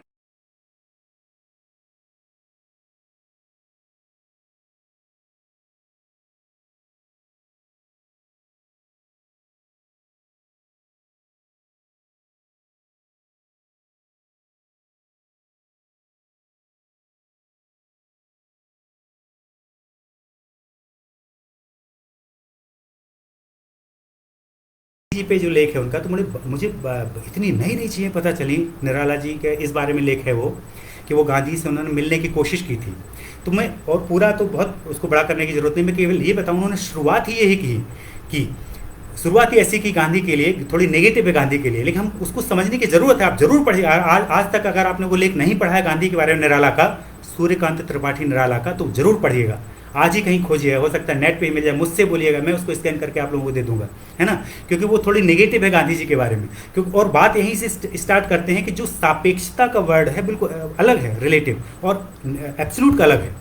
तो अगर बिल्कुल सापेक्ष, तो गांधी जी की जो नेगेटिव है, क्योंकि पूरी तरह से वो सापेक्षता के क्षेत्र में काम कर रहे हैं गांधी जी, है ना। आज की हमने उनको भी देवी देवता बना दिया है, गांधी जी को, है ना। हम लोग निराला जी को सुनना ही नहीं चाहते, जो जरा भी कुछ कहता है तो हमको, और मैं बिल्कुल वैसा नहीं कह रहा हूँ जो बहुत नेगेटिव है, जो समझ नहीं चाहते गांधी। मैं तो गांधी का बहुत बड़ा समर्थक हूँ। मैं तो ऐसा भी कहता हूँ अपनी क्लास में कि हमने वास्तव में बाहर के जीवन में आज तक गांधी से बड़ा इंसान पैदा ही नहीं किया, अगर हम रमान महर्षि, कृष्णमूर्ति, इनसे तुलना ना करें, क्योंकि वो अलग क्षेत्र है ना, अलग प्रकार के लोग हैं वो। अगर बुद्ध से तुलना ना करें गांधी की, तो गांधी इस जो बाहर का क्षेत्र, हमने इससे बड़ा तो पूरी दुनिया में, सिर्फ भारत में नहीं, पूरी दुनिया में गांधी से बड़ा व्यक्ति हमने पैदा नहीं किया। लेकिन गांधी भी आलोचना के परे नहीं है, वही लॉजिकल थिंकिंग। जब सूर्यकांत त्रिपाठी निराला कह रहे हैं, तो वो उनके अंदर कोई, उनके अंदर बहुत थोड़ी गुस्सा रही होगी, हल्की फुल्की, क्योंकि वो आप लेख पढ़ेंगे तो पता चलेगा। लेकिन ज़्यादातर चीज़ें लॉजिकल है आलोचना, है ना। तो आप वहाँ दंग रह जाएंगे। तो क्या होता है कि जब हम भाव की बात करें, भाव का मतलब क्या, जो एब्सोल्यूट है, तत्व है, तो वो तत्व क्या है, जब तक उस तत्व को हम जरा भी साक्षात्कार नहीं करेंगे, तो हमारी जो पूरी भाव्यता है वो क्या बन जाएगी, पश्चिम। हम कितनी भी बात करें कि भौतिकता खराब है, और हम सब लोग बिकमिंग में हैं, है ना, बिकमिंग के क्षेत्र में जी रहे हैं। हम सिर्फ बात करते हैं, बात करने से कुछ नहीं होता है। तत्व दरअसल क्या होता है, एक बहुत बड़ी बात है जो साइंस में और दर्शन में बहुत बड़ा अंतर है। इस साइंस में क्या होता है कि एक आविष्कार कर लेता है, तो वो सब लोग उसका लाभ उठाते हैं। एक किसी ने बल्ब बना दिया, हम लोग सब कंप्यूटर बना दिया, हम लोग उपयोग कर रहे हैं। लेकिन अगर बुद्ध ने तत्व का साक्षात्कार कर लिया, कृष्णमूर्ति ने, तो हमारे आपके किसी काम का नहीं। यशदेव शल्य ने भी कर लिया, जितना भी कर लिया, क्योंकि सच में ही वो ऋषि तुल्य हैं यशदेव शल्य, है ना। तो हमारे किसी काम का तब तक नहीं जब तक हम उसको अच्छे से समझ न लें। तो भाव का मतलब है कि एब्सोल्यूट, और भाव्यता का मतलब है कि वो जो एब्सोल्यूट को एक भाव्यता वाला जो अपूर्ण मनुष्य वो देखेगा, तो कैसे संबंधित होगा उससे, उस चीज से, उस भाव से। जो हमारा भाव्यता का जीवन है, जब हम मुड़ के प्रत्यंगमुख विमर्श करेंगे, अभी यही बात आने वाली है ना। तो कैसे, अभी जनरली क्या होता क्या है, जो हमारी सारी चेतना क्या है, परांगमुखी है। अभी पीछे के 1-2 लेखों में शायद कमल नयन जी ने भी ये पूरा एक कठोपनिषद का किया था कि हमारी सारी इंद्रियां क्या है, परांच खानी है। मैं भी सुन रहा था, या तो कमल नयन जी ने किया था, हाँ कमल नयन जी ने ही किया था। हमारी सारी इंद्रियां जो परांच खानी है, मतलब वो आगे की तरफ परांगमुखी हैं, बाहर की तरफ देखती हैं, है ना। तो हमको लगता है कि जो तत्व है हमारा बाहर है ना। लेकिन क्या है कि जब तक हम अपने खुद के मनुष्य के अपने अंदर नहीं आएंगे, प्रत्येक की तरफ नहीं आएंगे, तब तक आप कि जो परांगता है वो भी अर्थहीन है। लेकिन परांगता को छोड़ नहीं देना है वस्तु को, यही अंतर है शंकराचार्य की व्याख्या है वेदांत की और शल्य जी की, है ना। क्योंकि वहाँ वो बाद में हम अभी इसकी चर्चा करेंगे कि वहाँ शंकराचार्य पूरी तरह से बाह्य जगत को छोड़ देते हैं, भौतिक जगत को, है ना। इसलिए वो कहते हैं उनका सैद्धांतिक और वैज्ञानिक नहीं है शंकराचार्य का दर्शन। ये उन्हीं का स्टेटमेंट है। आप कहेंगे तो मैं रेफरेंस बता दूंगा, या मेरा लेख देखिए मधुमती में, तो उसमें भी आपको ये चीज़ रेफरेंस सहित मिल जाएगी जो मैं अभी यहाँ कह रहा हूँ, जो शल्य जी ने कहा है। तो देखिए इस बात को, अब देखिए यहाँ पे हम इस बिंदु पे आ गए हैं जहाँ पे अक्सर मेरे मित्र हैं जो बहुत सारे, जो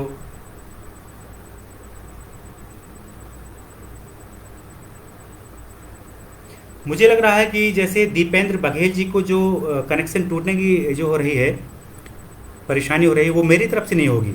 हो सकता है उनके यहाँ ही कुछ मतलब ऐसी परेशानी हो गई हो नेटवर्क की, क्योंकि मेरे यहाँ जनरली नेटवर्क ठीक होता है। अगर सबको ये प्रॉब्लम हो रही हो तो ये बात हो सकती है ना।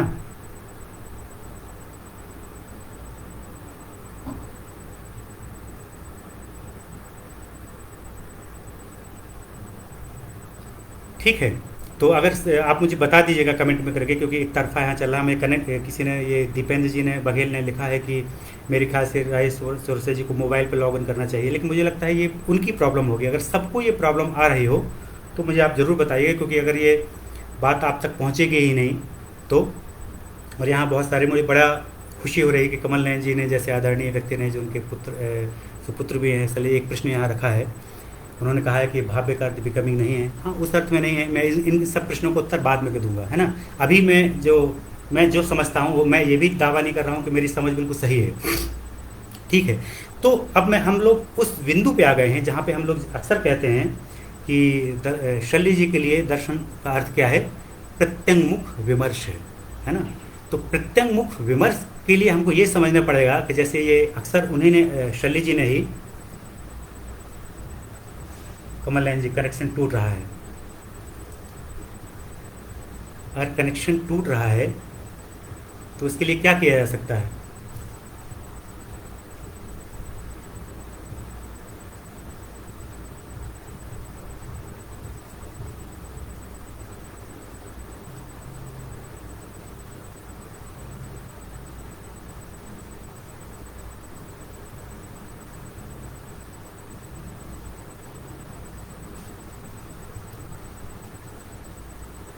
मोबाइल से तो मैं कंफर्टेबल नहीं रहूँगा,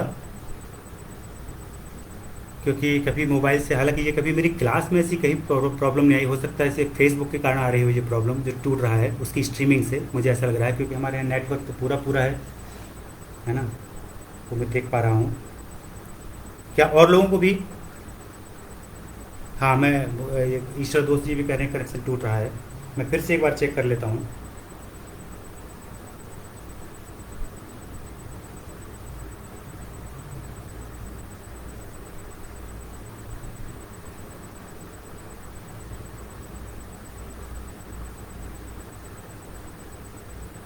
डाटा तो पर्याप्त है।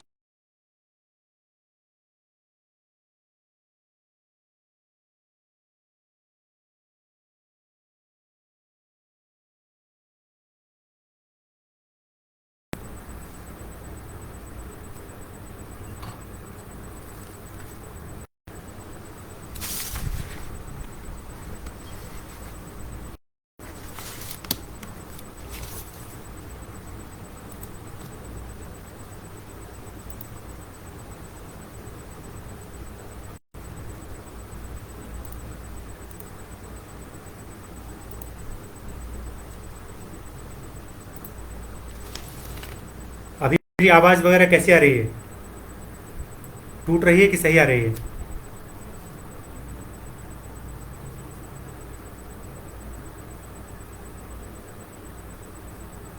हाँ, अर्पण जी जी,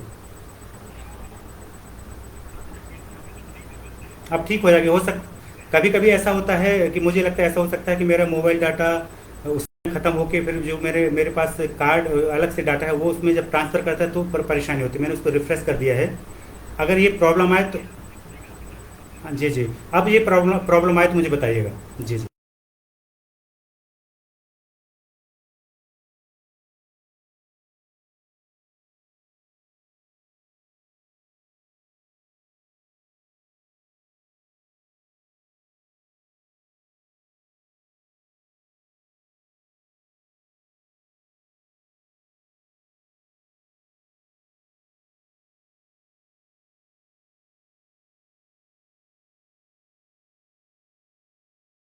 तो इसका अर्थ है बहुत सरल है।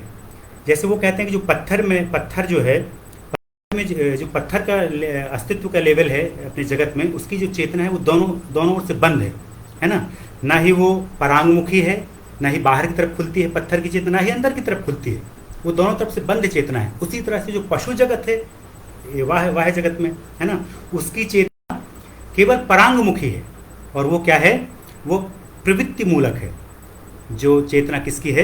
आपके पशु जगत की। लेकिन जो मनुष्य की चेतना है वो परांगमुखी भी है और वो क्या है? प्रत्यंगमुखी भी है। प्रत्यंगमुखी का मतलब कि स्वयं की तरफ भी देख सकता है।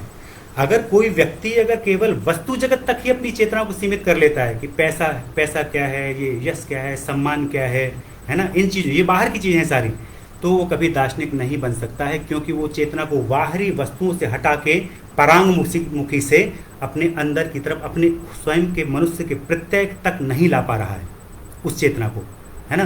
तो वही जब वो चेतना प्रत्यंगमुखी होगी और अपने तरीके से होगी, उस तरह से नहीं होगी जिस हिसाब से वेदांत में होती है, या जिस जिस तरह से अन्य अन्य अन्य तरीके से होती है। तो उसके लिए जैसा कि शल्य जी ने कह दिया है कि वो उनका प्रस्थान बिंदु क्या है, वो भाव्य भावात्मक है। तो जब वो चेतना पीछे की तरफ मुड़ेगी, है ना, तो वही उनका मतलब है कि वो प्रत्यंगमुखी हो रही है। जब तक वो प्रत्यंगमुखी नहीं होगी, ना ही हम दर्शन को समझ सकते हैं, ना ही दार्शनिक बन सकते हैं, ना ही किसी दर्शन को समझ भी सकते हैं, है ना, क्योंकि हमारे प्रश्न ही नहीं है। वो जो शल्य जी अपने दर्शन में प्रश्न उठा रहे हैं, हमारे प्रश्न ही है। जैसे इसके लिए बड़ा अच्छा है, हालांकि थोड़ी रामकृष्ण परमहंस ने बहुत ही कटु एक बात कही थी, जो पता नहीं मुझे यहाँ बोलने चाहिए कि नहीं बोलना चाहिए। उन्होंने कहा था कि चील कितना भी ऊंचाई पर उड़े, हालांकि शल्य जी के दर्शन के साथ ये मैच खाती है, क्योंकि उन्होंने कहा था कोरी सैद्धांतिकता कोई किसी काम की नहीं है दर्शन में। तो रामकृष्ण परमहंस ने एक बार कहा था कि अगर चील कितनी भी ऊपर उड़ जाए, लेकिन उसकी दृष्टि क्या रहती है, नीचे जो छोटे छोटे कीट हैं उन पे सांप है, उस पर उसकी नज़र रहती है ना। क्योंकि वो हम कितना भी वैचारिक उड़ान करें, लेकिन हमारी जो दृष्टि है हमेशा बाह्य पदार्थों पे, जो छोटे छोटे जो कुछ भी नहीं है, जो रुपया है, पैसा है, सम्मान है, बाहर की जगत का, उसी पे हमारी दृष्टि है। तो आप कभी ना ही किसी दर्शन को, ना ही सांख्य को, क्योंकि सारे दर्शन तो यहीं से स्टार्ट होते हैं, अथा तो भक्ति जिज्ञासा, अथा ज्ञान जिज्ञासा। अब उसकी होती है, अब ज्ञान की हम जिज्ञासा कर रहे हैं, है ना। ब्रह्मसूत्र यहीं से शुरू होता था तो ब्रह्म जिज्ञासा। अब हम ब्रह्म की जिज्ञासा, अब मतलब क्या, पहले आपने पूरे देख लिया, वस्तु जगत को देख लिया, आपको उसमें रुचि नहीं है, मतलब आपकी चेतना वहां से निवृत्त हो गई, इससे वस्तु जगत से। जब वहां से लौटेगी, है ना, तो फिर टूटा था कनेक्शन। क्या फिर से बार बार कनेक्शन टूट रहा है?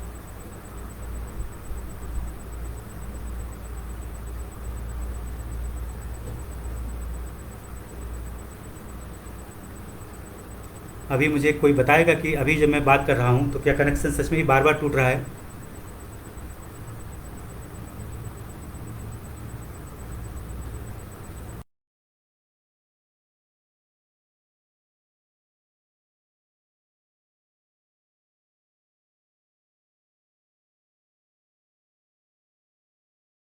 साथ टेक्निक, क्योंकि ये हमारे आपके बीच में एक टेक्निक है। हम लोग अगर काश अच्छा होता कि हम लोग ऑफलाइन होते तो ये सारी प्रॉब्लम नहीं होती। अगर ये है, अगर हो रही है दिक्कत, अगर आप लोग नहीं सुन पा रहे हैं तो फिर तो मेरे बोलने का कोई मतलब ही नहीं है, अर्थहीन हो जाता है सब। तो अगर आप लोग, आलोक टंडन जी गो अहेड, अगर सही सही मेरी आवाज़ आ रही है तो फिर मैं कंटिन्यू। कभी कभी तो क्या होता है कि अगर एक किसी व्यक्ति को हो रहा है तो हो सकता है उनके किसी मतलब कनेक्शन प्रॉब्लम ऐसे होते हैं। मैं बच्चों की क्लास लेता हूँ तो ऐसा हो जाता है। हाँ, तो एक प्रत्यंगमुख विमर्श का मतलब क्या है कि जब आप परांगमुखी चेतना जब प्रत्यंगमुखी होती है, जो बाहर की तरफ, क्योंकि हमारी सारी इंद्रियां बाहर है, परांच खानी है, बाहर की तरफ आती हैं, तो बहुत कम ऐसे होते हैं, कोई कोई ऐसा धीर होता है जो कठोपनिषद कह रहा है कि वो अपनी चेतना की पूरी गति को रोक के क्या करता है कि वो अपनी चेतना को अंदर लेके आता है। तो ये उनका मतलब है वहाँ। तो उनकी मौलिकता यही है कि ना ही ये, देखिए दो हमारे यहाँ बहुत प्रसिद्ध दर्शन हैं जिनको पूरी दुनिया में हम दर्शन की तरह देखते हैं। एक तो है हमारा वेदांत, शंकराचार्य का अद्वैत वेदांत, और दूसरा है आपका बौद्ध दर्शन का नागार्जुन का जो दर्शन। दोनों एक शुद्ध अभाव की तरह देखता है, एक शुद्ध भाव की तरह देखता है। किसको? तत्व को। तो शल्य जी ना ही शुद्ध भाव की तरह देख रहे हैं उसको, ना ही शुद्ध अभाव के। आप अगर पूरे के पूरे केसी भट्टाचार्य में इसका पूरा का पूरा आपको ब्लू प्रिंट मिल जाता है, उसके बिना ये बात भी हो सकता है समझ में ना आए ये वाली कि शुद्ध भाव कैसे है, क्योंकि वहाँ जो है उसी की बात की जा रही है, शुद्ध भाव ही है। केसी भट्टाचार्य में अगर आप कॉन्सेप्ट ऑफ फिलोसफी आप पढ़ेंगे तो आपको ये बात वहाँ आपको मिलेगी। और अगर आप नागार्जुन का शून्यवाद देखेंगे तो वह वो शुद्ध अभाव की बात करते हैं कि जो तत्व है वो शुद्ध अभाव है। अब यहाँ में अब मुझे एक नया विचार आया था आज ही, जब मैं इसको आप लोगों की से मुखातिब होने के लिए अपना लेक्चर तैयार करा था। मुझे लग रहा था ये कुछ ऐसा नहीं है कि कोई उन्होंने बौद्ध दर्शन से प्रभाव कर लिया है, कुछ मतलब उनके मध्यम मार्ग की तरह है। जैसे बुद्ध ने कहा था ना, बिल्कुल वही नहीं है, एग्जैक्टली वही नहीं है। क्यों? क्योंकि जब बुद्ध ने कहा था, ना ही उन्होंने कहा था कि जो वास्तविकता है ना ही शाश्वतवाद सही है, इटर्नल तत्व की बात करते थे, ना ही उच्छेदवाद सही है। जो रियलिटी है, जो वास्तविकता है, वो शाश्वतवाद और उच्छेदवाद के बीचों बीच है ना। तो ये देखिए, लेकिन वो उच्छेद, लेकिन यहाँ पे भी शून्य की बात करते हैं तो यहाँ हम उसको तत्व को ही, लेकिन तत्व को ये याद रखिएगा, जो चारवाक है या पश्चिम के कुछ दर्शन है जो उच्छेदवादी हैं, वो तत्व की तरह शून्य को नहीं देखते हैं, है ना। तो अलग प्रकार से वो उच्छेदवादी हो जाते हैं। लेकिन ये अलग प्रकार से अभाव की बात करते हैं, लेकिन वो पूरी की पूरी अपनी विचार प्रक्रिया में अपनी बुद्धि से कैसे देख रहे हैं, वो बुद्धि से देख रहे हैं नागार्जुन कि वो शुद्ध अभाव है। और शंकराचार्य जब व्याख्या करते हैं तो बुद्धि से ही ब्रह्मसूत्र की शारीरिक जो भाष्य में व्याख्या कर रहे हैं, तो वो अपनी बुद्धि से क्या कैसे देख रहे हैं, शुद्ध भाव की तरह उसको पूरी तरह से बता रहे हैं। और शल्य जी कह रहे हैं ना ही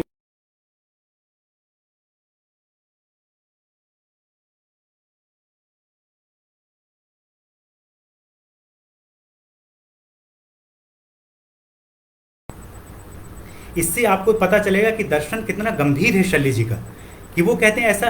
अब देखिए ये हम जनरली हम ऐसा सोचेंगे, मैं इसकी आलोचना करता हूँ इस बात की, वो आलोचना का पार्ट मैंने छोड़ दिया है, वो फिर कभी हम लोग देखेंगे।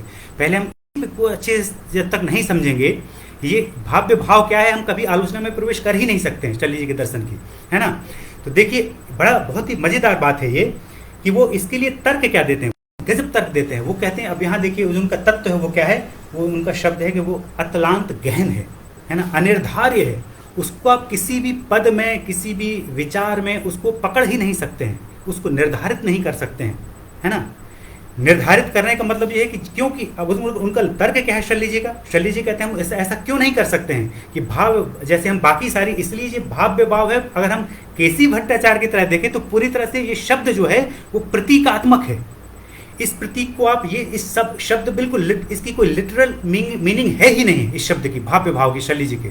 मतलब आप जो भी जानते हैं इस शब्द के बारे में वो सारी चीजें झूठी है, क्योंकि जब तक आप उनका मंतव्य, उनका मीनिंग, इसीलिए वो अर्थ की बात करते हैं। कभी ये भी बहुत गूढ़ बात है कि हमेशा जो दार्शनिक होता है वो अर्थ की बात करता है, वो किसी मतलब जो एक फैक्चुअल जगत है जो उसकी बात नहीं करता, डार्विन की तरह, है ना, या दूसरे लोगों की तरह, है ना। तो तब तक हम उनके उस गूढ़ अर्थ में प्रवेश नहीं कर सकते। देखिए मैं कोशिश करता हूँ प्रवेश करने की, आपको भी कोशिश करता हूँ। उनके लिए जो तत्व है वो क्या है, वो अतलांत गहन अनिर्धार है। जब सब कुछ नहीं था तो वही तत्व था, ऐसा हम लोग समझ सकते हैं कि वो तब भी वो था, अतलांत गहन है, अनिर्धार है। केवल मतलब ये नहीं कह सकते हैं कि वो कैसा था, क्योंकि उसका स्वरूप तो हम बता ही नहीं सकते। इसीलिए तो उसके बारे में जैसे उपनिषद का जो नासदी सूक्त है वो कहता है वो सत्य भी हो सकता है, असत भी हो सकता है। लेकिन उसको शल्य जी कई जगह कहते हैं वो असत की बात उनको ठीक लगती है, क्योंकि उनकी विचार प्रणाली में वो बात ठीक बैठती को पहले असत था, कुछ नहीं था, है ना, उस चीज़ को। लेकिन अद्वैत वेदांत ने बिल्कुल ऐसा नहीं लिया, उसने सत्य की तरह लिया, है ना, कि वो सत्य था, है ना। उसने तो शंकराचार्य का जो शल्य जी कहते हैं कि उसकी व्याख्या सही नहीं, शंकराचार्य का जो भाष्यकार है उस सूत्र का, जिसमें तैत्तिरीय उपनिषद में वो कहते हैं कि असत्य से उत्पत्ति हुई सत्य की, एक ऐसा सूत्र है तैत्तिरीय उपनिषद में कि असत्य से सत्य की उत्पत्ति हुई, है ना। तो वहाँ भाष्यकार क्या कह रहा है, वो कह रहा है वहाँ असत्य का मतलब है कि जो पहले अव्यक्त नहीं था वो अभिव्यक्त हो गया, जो है ना, जो पहले अव्यक्त नहीं था, है ना, असत्य था का उसका अर्थ कर रहा भाष्यकार शंकराचार्य कर रहे हैं कि जो पहले अभिव्यक्त नहीं हुआ था वो क्या हुआ, सत्य हो गया, ये अर्थ कर रहे हैं। लेकिन शल्य जी कहते हैं कि वो असत ही था, मतलब वो कुछ नहीं था, वो अतलांत गहन है। वो दो लोगों का, मुझे पश्चिम के भी एक दार्शनिक की बात करते हैं, वो उसका मुझे नाम इस समय या स्मरण नहीं हो रहा है, शल्य जी अपनी किताबों में वो उल्लेख करते हैं इस चीज़ को समझाने के लिए, है ना, कि वो अतलांत गहन है और वो सबसे पहले है। वो जब विचार नहीं था, भाषा नहीं थी, कुछ भी नहीं था, बिल्कुल मुझे गालिब का शेर याद आता है, हालांकि वो धार्मिक हो जाता है, न था कुछ तो खुदा था, कुछ ना होता तो खुदा होता, रुलाया हमको होने ने, ना होता मैं तो क्या होता। कितना दार्शनिक शेर है, जब कुछ नहीं था तो खुदा था। लेकिन ये रिलीजन के हिसाब से था, जब कुछ नहीं था तो धार्मिक आदमी क्या कहेगा कि ईश्वर था, खुदा था, है ना। लेकिन शल्य जी दार्शनिक है, वो क्या कहते, जब कुछ भी नहीं था तब भी वो तत्व था जो भाव्य भाव है ना। उसके बाद सारी चीज़ें, सारा आपके विचार, प्रत्यय, भाषा उसके बाद हैं। तो हम तो परिभाषित करते हैं, चीज़ों को समझने का प्रयास करते हैं कैसे, बुद्धि के प्रत्ययों में, कोटियों में, भाषा में। तो इस चीज़ को आप कैसे समझेंगे, है ना, जो भाव्य भाव है। तो शल्य जी कहते हैं वहाँ पे एक बड़ा मज़ेदार तरीके से, मैं बहुत ही घबरा गया था जब मैंने ये शब्द सुना। वो कहते हैं कि ये हो जाएगा, कौन सा दोष हो जाएगा, मैं इसको कहीं गलत ना बोल दूँ इसलिए पढ़ लेता हूँ इस चीज़ को। उन्होंने कहा कि ये व्यत्यय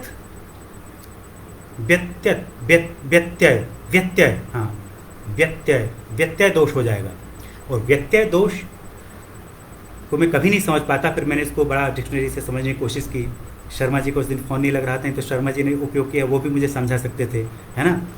तो मैंने देखा कि व्यक्तित्व दोष का मतलब है कि आप वो जो चीज़ बाद में आ रही है ना, जैसे आपका यहाँ विचार भाषा ये बाद में आ रही है, तो जो चीज़ बाद में आ रही है उससे आप पहले को परिभाषित कैसे करेंगे, कैसे कहेंगे उस चीज़ को, है ना। अगर कहेंगे तो क्या हो जाएगा, व्यक्तित्व दोष हो जाएगा। आप केवल अगर केसी भट्टाचार्य को मैं हम याद करता हूँ तो हम केवल कह सकते हैं कैसे, ये चीज़ वो किसके लिए कह रहे हैं, केवल प्रतीकात्मक सिम्बॉलिकली ही इस चीज़ को आप कह सकते हैं। यहाँ भी सल्ली जी भी उस चीज़ को सिम्बॉलिकली कह रहे हैं और वो लॉजिक देते हैं। देखिए ऐसे तो हमको बड़ा मतलब ये व्याघाती लगेगा, क्योंकि देखिए जो भाव है और जो भाव्यता है दोनों एक दूसरे के विपरीत होती हैं, है ना। जो चीज़ जनरली हमारी बुद्धि क्या बताती है कि जो चीज़ भाव होती है वह भाव्य नहीं होती है, जो चीज़ भाव्य होती है वह भाव नहीं होती है ना।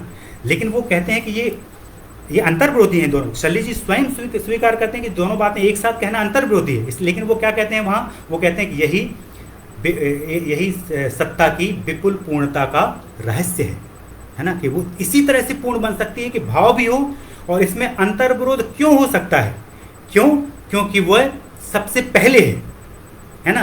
तो वो कह रहे हैं कि जो शुद्ध भाव है, शुद्ध भाव का मतलब कि जहाँ कुछ परिभाषा ही नहीं है, कुछ नहीं है, ना भाव है ना भाव। ये परिभाषा तो तब बनती है जब शंकराचार्य व्याख्या करते हैं ब्रह्म सूत्र में, है ना, तब ये परिभाषित हो।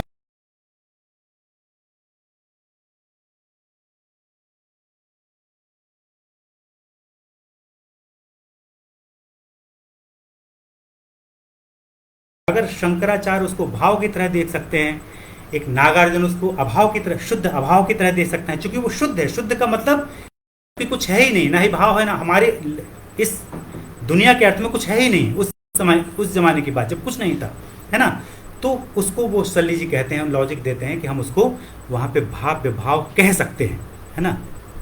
तो यहाँ पे देखिए अभी मैं आज ही सुबह पढ़ रहा था तो एक बहुत मज़ेदार चीज़ मिली। कबीर का शल्य जी अपने जो इतिहास दर्शन की शायद उस लेख में बात कर रहे हैं शल्य जी, जो उनका चित्त विमर्श को ही देख रहा था, तो मुझे बड़ी अच्छी चीज़ मिली।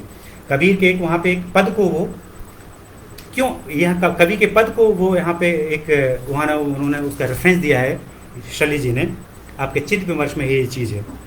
यह उसको मैं पढ़ रहा हूँ, जो कतु पढ़ रहा हूँ, जो कबीर का है वो है कि ऐसा लो तत्,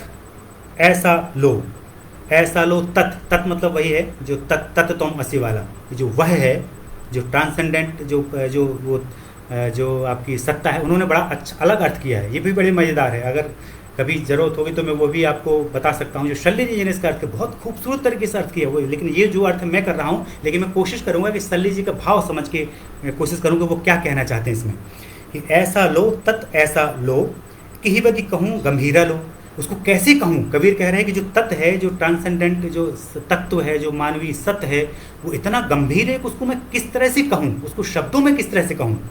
और आगे वो कबीर कहते हैं कि बाहर कहूँ तो सतगुरु लाजे, बाहर कह नहीं सकता हूँ, क्योंकि बाहर कहेंगे अगर कि बाहर ही है, तो शल्य जी ने ये अनुवाद किया है कि अगर बाहर कहेंगे तो उसमें कोई सदगुरु लाजे का मतलब शल्य जी ने किया है कि उसका कोई तत्व ही नहीं रह जाएगा, वो बिल्कुल मतलब मृत हो जाएगा अगर उससे केवल परांग चिखानी उसको मानेंगे कि बाहरी में बाहरी। जैसा कि कई बार जो भौतिकवादी लोग देखते हैं उसको कहते हैं कि सारा तत्व तो बाहरी है, जो हम इंद्रियों से देखते हैं वही है सारी चीज़ें। तो वो कह रहे हैं, कबीर कह रहे हैं कि बाहर कहूँ तो सतगुरु लाजे और भीतर कहूँ तो झूठा लो। अगर मैं ये भी कहता हूँ कि वो भीतर है तो भी झूठा है ना।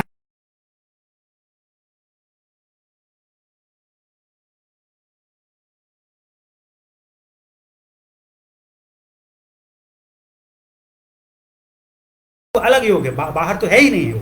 प्लेटो ने दो अलग अलग लोक ही बना दिए, है ना, एक प्रत्यय लोक बना दिया और एक ये अपना भौतिक लोक बनाया, और उसने कहा कि सारी वस्तुएं नकल है उसकी, असली तो वो है प्रत्यय, और वो प्रत्यय हमारी बुद्धि के अंदर है। तो यही गलती प्लेटो कर रहा है कि वो क्या कह रहा है कि भीतर कहूँ, तो कबीर कह रहे हैं कि ना ही भीतर कह सकता हूँ ना ही पूरी तरह से बाहर कह सकता हूँ। तो इस चीज़ को भी शल्य जी वहाँ अपने पक्ष में इसको वो कह रहे हैं कि इसीलिए वो भाव, यहाँ पे मुझे याद आया कि सच में ही वो ना ही बाहर है, क्योंकि देखिए भाव्यता का संबंध जनरली क्या है, बाहर की। लेकिन शल्य जी, मैं इस बात को समझ रहा हूँ, कमल नयन जी ने अभी कमेंट भी किया हुआ है, बड़ा खुशी हुई, बड़े आदरणीय हैं हमारे लिए। उन्होंने कमेंट किया था कि वहाँ पे भाव्यता का अर्थ बिकमिंग नहीं है, उस अर्थ में नहीं है जिस अर्थ में बिकमिंग शास्त्र में है ना, अलग तरह का बिकमिंग है। मैं इस बात को समझ रहा हूँ कि वो उस अर्थ में बिकमिंग बिल्कुल नहीं जिस अर्थ में शास्त्र लोग पश्चिम में उपयोग करते हैं, लेकिन अलग तरह का बिकमिंग है। लेकिन है तो बाहर बिकमिंग, तभी है तो गति अंदर की तरफ ही, है तो बिकमिंग ही। चाहे आप मतलब है तो गति ही है ना, कुछ बनने की कोशिश कर रहे हैं, है ना। हम भले तत्व की तरफ, फिर भी हम कुछ बनाने की कोशिश कर रहे हैं, स्वयं के मूल्य की रचना कर रहे हैं, तो भी बिकमिंग ही है ना। कैसे कहेंगे बिकमिंग? भाव्यता नहीं है, भाव्यता ही है, बिकमिंग ही है ना। क्योंकि हम ये कुछ भी, चाहे हम कविता की सर्जना कर रहे हैं, चाहे हम मूल्य की बात कर रहे हैं, नई नई सर्जना कर रहे हैं, चाहे हम मतलब कला में की सर्जना की बात कर रहे हैं, हम प्रत्यय से अनुप्राणित जब करेंगे, लेकिन है तो गति ही है। और ये कहते हैं ये गति अनंत काल तक अनिर्धार है, वो उसको हम कभी प्राप्त नहीं करेंगे, शल्य जी कहते हैं। तो वो दोनों हैं, चूंकि ऐसी बिकमिंग है जो बीइंग से अनुप्राणित है, ऐसी बिकमिंग नहीं है जिसमें कोई तत्व ही नहीं है, भाव ही नहीं है। तो उस अर्थ में मैंने समझाने के लिए सरल ढंग से इस बात को कोशिश की है, लेकिन ये मैंने कहने का तरीका है। लेकिन बिल्कुल सही कह रहे हैं कमल नयन जी कि बिल्कुल उस अर्थ में बिल्कुल वो नहीं है। अब संदर्भ आ गया है मेरे, लेकिन मैंने इसलिए अभी इस प्रश्न का उत्तर मतलब मैंने कोशिश की देने की। अगर वो हमारे आदरणीय हैं, अगर कुछ और बताएंगे तो मैं उनसे सीख लूँगा, अपने आप में परिष्कार कर दूँगा। एक लॉजिकल थिंकिंग का यही मतलब होता है। अगर मैं सही नहीं सोच पाता हूँ तो मैं क्या करूँगा कि मैं उसमें अपने आप को ही निषेध कर दूंगा कि मैं गलत सोच रहा हूँ। कमल नयन जी सही कह रहे हैं। और इसमें मैं क्या करता हूँ, दार्शनिक का यही लक्षण है कि वो निषेध करता है एक बात का, अपना भी निषेध करेगा, अपना वो सही तो वही है। एक दिन मैं सोच रहा था, शर्मा जी से बात कर रहा था कि मैं कह रहा था, शर्मा जी से बात कर रहा था तो मुझे नई बात याद आई। मैंने कहा कि हम जनरली गलत ले लेते हैं, हम दूसरों को सुधार करने के लिए निषेध करते हैं, है ना। क्योंकि दूसरे के लिए तो सही में एक असली वेदांती होगा तो वो ब्रह्म को ही देखेगा, उसका सुधार करने की कोशिश करेगा, उसको तो सब ब्रह्म ही दिख रहा है अगर हम वेदांत के हिसाब से सोचना शुरू करें, है ना। लेकिन हम जब निषेध की बात हमारे अंदर है, क्योंकि हमें अपना परिष्कार करना है कि दूसरे का परिष्कार करना है ना। तो निषेध अपने के लिए, तो इसीलिए वो कहते हैं निंदक नीरे राखिए कबीर, अपने लिए, है ना। दूसरे की तो प्रशंसा ही करिए जहाँ तक अगर कहीं पे कोई कर रही है तो अपने आप को शुद्ध करके एक लॉजिकल थिंकिंग की बात, और तभी कोई चीज़ विकसित हो सकती है जब अपना स्वयं का निषेध करना हमको आता हो। मैं तो आसानी से बात मान लेता हूँ, क्योंकि इतना मतलब अपने आप का, जब से मैं अपने मतलब अब जब से बीए, जब थोड़े होश संभाला, जितनी मेमोरी देख रहा हूँ, कितनी बार अपने आप को परिष्कार किया, तो अभी भी कर लूँगा सबका। जब तक ये एटीट्यूड नहीं होगा तब तक हम ये समझते ही नहीं कि लर्निंग क्या है, सीखना क्या है ना। तो मैंने ये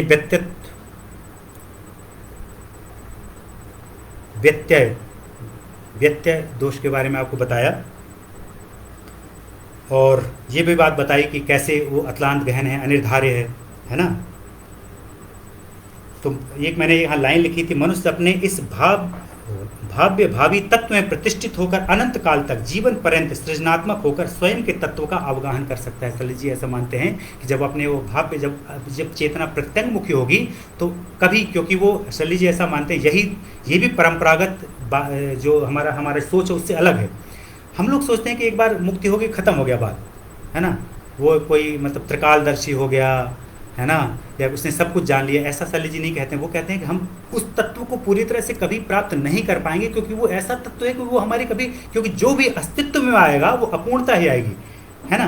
कभी उसको हम पूर्ण को कभी पकड़ नहीं पाएंगे अस्तित्व में। लेकिन उसके होने, ये उसको भाव को नहीं मानेंगे तो आपका पूरा अस्तित्व क्या हो जाएगा, मृत हो जाएगा, अस्तित्व में कोई प्राण ही नहीं रहेंगे।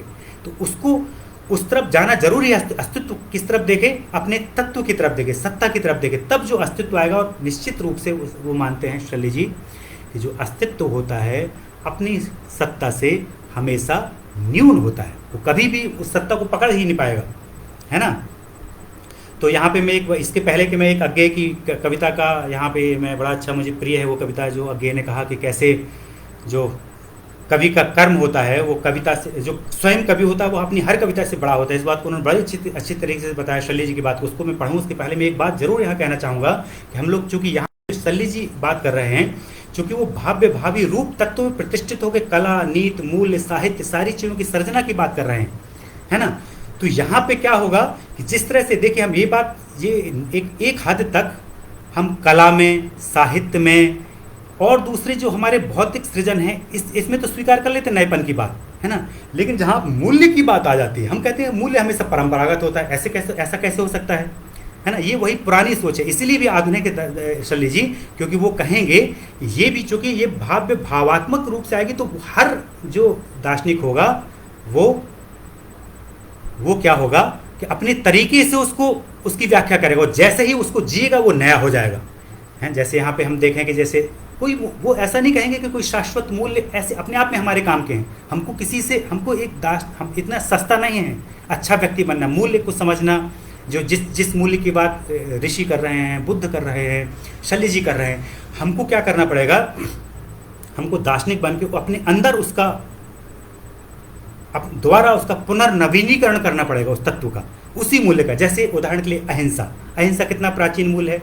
जैनों को ले लो, सबसे पुराने समय से जैन लोग अहिंसा की बात कर रहे हैं। बुद्ध ने भी अहिंसा को महत्व दिया, उसने अपने यहाँ भी है, लेकिन अपने यहाँ बड़ा घालमेल है। अगर हम देखें, एक तरफ वो ये भी कहते हैं कि वैदिक हिंसा ना होती, एक तरफ ये कहते हैं कि किसी चीज़ की हिंसा नहीं करना चाहिए। तो यहाँ मैं तो ये भी समझता हूँ कि इसी सबसे बड़ा पॉइंट यही था जो जैन बौद्धों का, जो वो लोग अलग ढंग से करते हैं, क्योंकि वहाँ वैदिक हिंसा उस समय होती थी। ये तथ्य की तरह है, हमको अपने आप में सुधार करना चाहिए अपनी परंपरा में, है ना।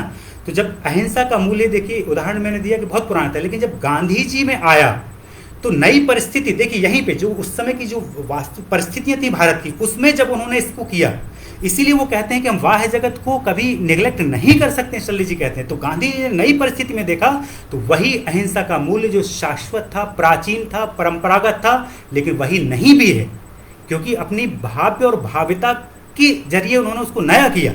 गांधी जी ने मेहनत से, अपने दर्शन से, अपनी तपस्या से, अपनी समझ से उसको क्या किया, गांधी जी ने उसको नए तरीके से किया। तो इसी तरह से शल्य जी का जो दर्शन का जो आदर्श है वो बहुत बड़ा है, मैं आपको बता दूं, है ना। मतलब ये उसी तरह से है जैसे सोक्रेटिस कहता है कि अगर हमने किसी चीज़ का हमको ज्ञान हो गया तो आप ज्ञान ही सद्गुण है ना। आपने जान लिया तो आप सद्गुणी ही हो जाएंगे।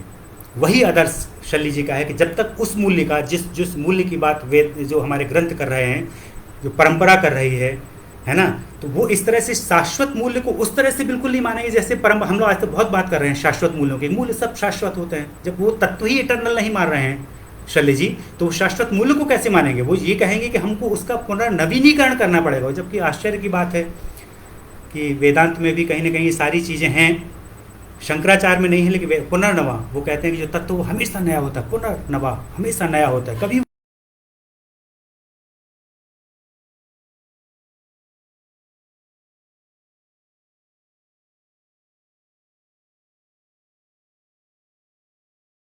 जो शल्य जी का जो तत्व है वो अनंत है, मनुष्य का तत्व वो अनंत है, अनिर्धार्य है ना। लेकिन जब वो उसका अस्तित्व उसकी तरफ मुड़ता है तो वो हमेशा नए नए तरीके से उसका अवगाहन करता है, नए नए तरीके उसको देखता है। इसलिए तो नयापन चाहिए कविता में, साहित्य में, खेल में भी, फुटबॉल में भी, हर जगह। एक बार कृष्णमूर्ति ने कहा था हमारे देश को क्या हो गया है कि हम मतलब ओलंपिक के वो मेडल नहीं ला पा रहे हैं। आपको ये सुन के आश्चर्य होगा, कृष्णमूर्ति ने इसकी भी चिंता की थी, लेकिन उन्होंने कहा था कि इस भारत की प्रतिभा को क्या हो गया है, इसका मतलब प्रतिभा है ही नहीं।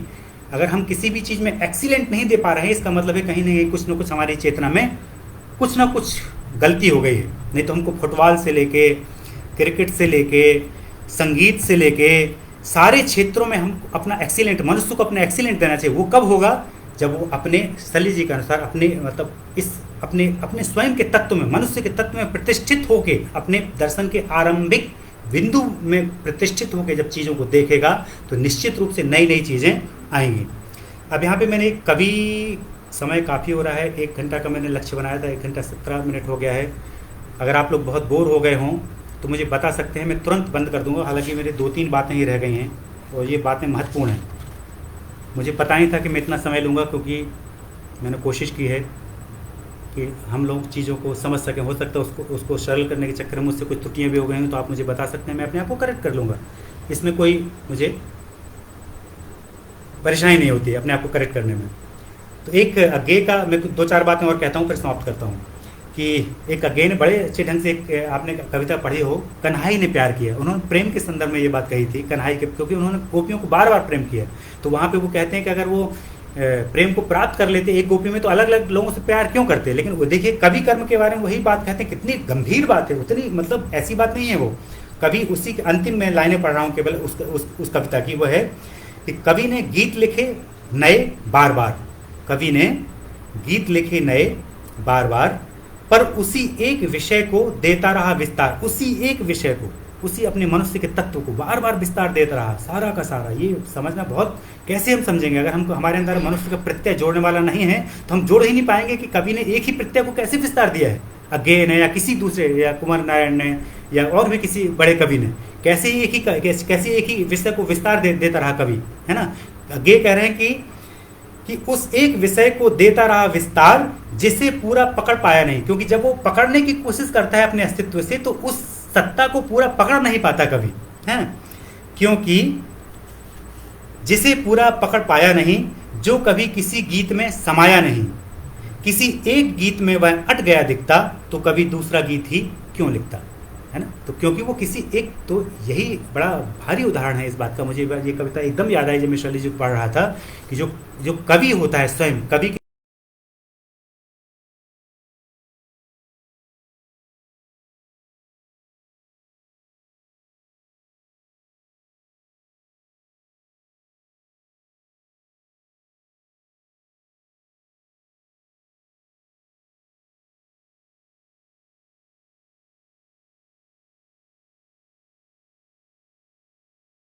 अंतिम समय तक वो कविता करता रहता है।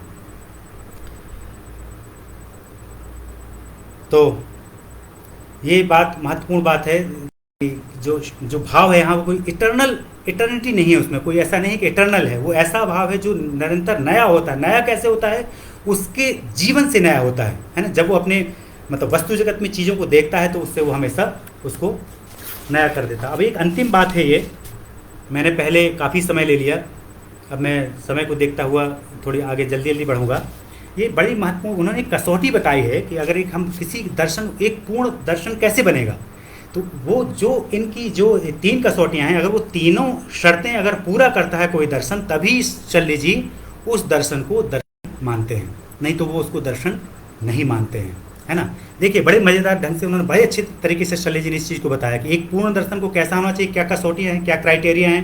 एक नंबर 1, उसको वैज्ञानिक या सैद्धांतिक होना चाहिए। उनको वैज्ञानिक से मतलब सैद्धांतिकता का तात्पर्य क्या है कि भौतिक वस्तु से, जिसके लिए वो संभूत शब्द यूज करते हैं शल्य जी, उसको भौतिक वस्तु से संबंधित होना चाहिए।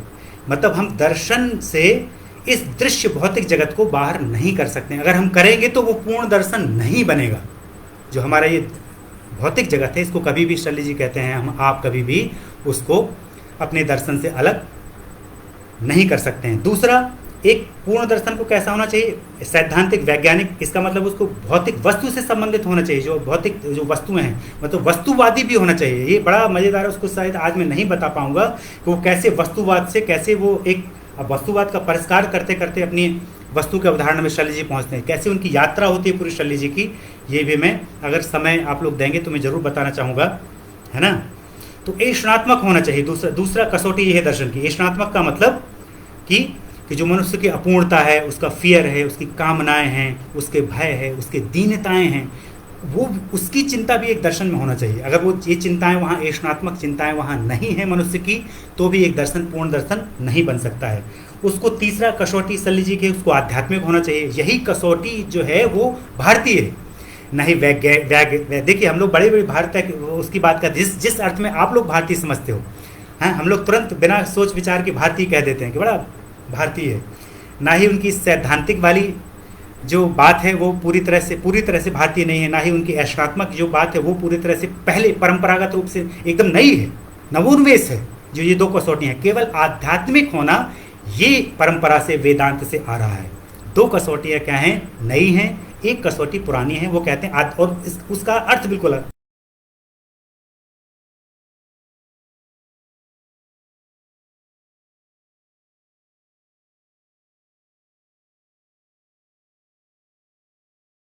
यहाँ से मनुष्य का दर्शकत्व अपने चरम पे होता है। जब वो बिल्कुल चीज़ों को से बिल्कुल निरपेक्ष रूप से देख पाता है, तब उसका जो दर्शकत्व होता है, जो उसका दर्शन होता है, उस समय चरम दर्शन बनता है। जब तक वो निरपेक्ष नहीं होगा, हमेशा सापेक्ष जगत में काम करेगा, तब तक उसका दर्शन पूरी तरह से आध्यात्मिक नहीं कहलाएगा।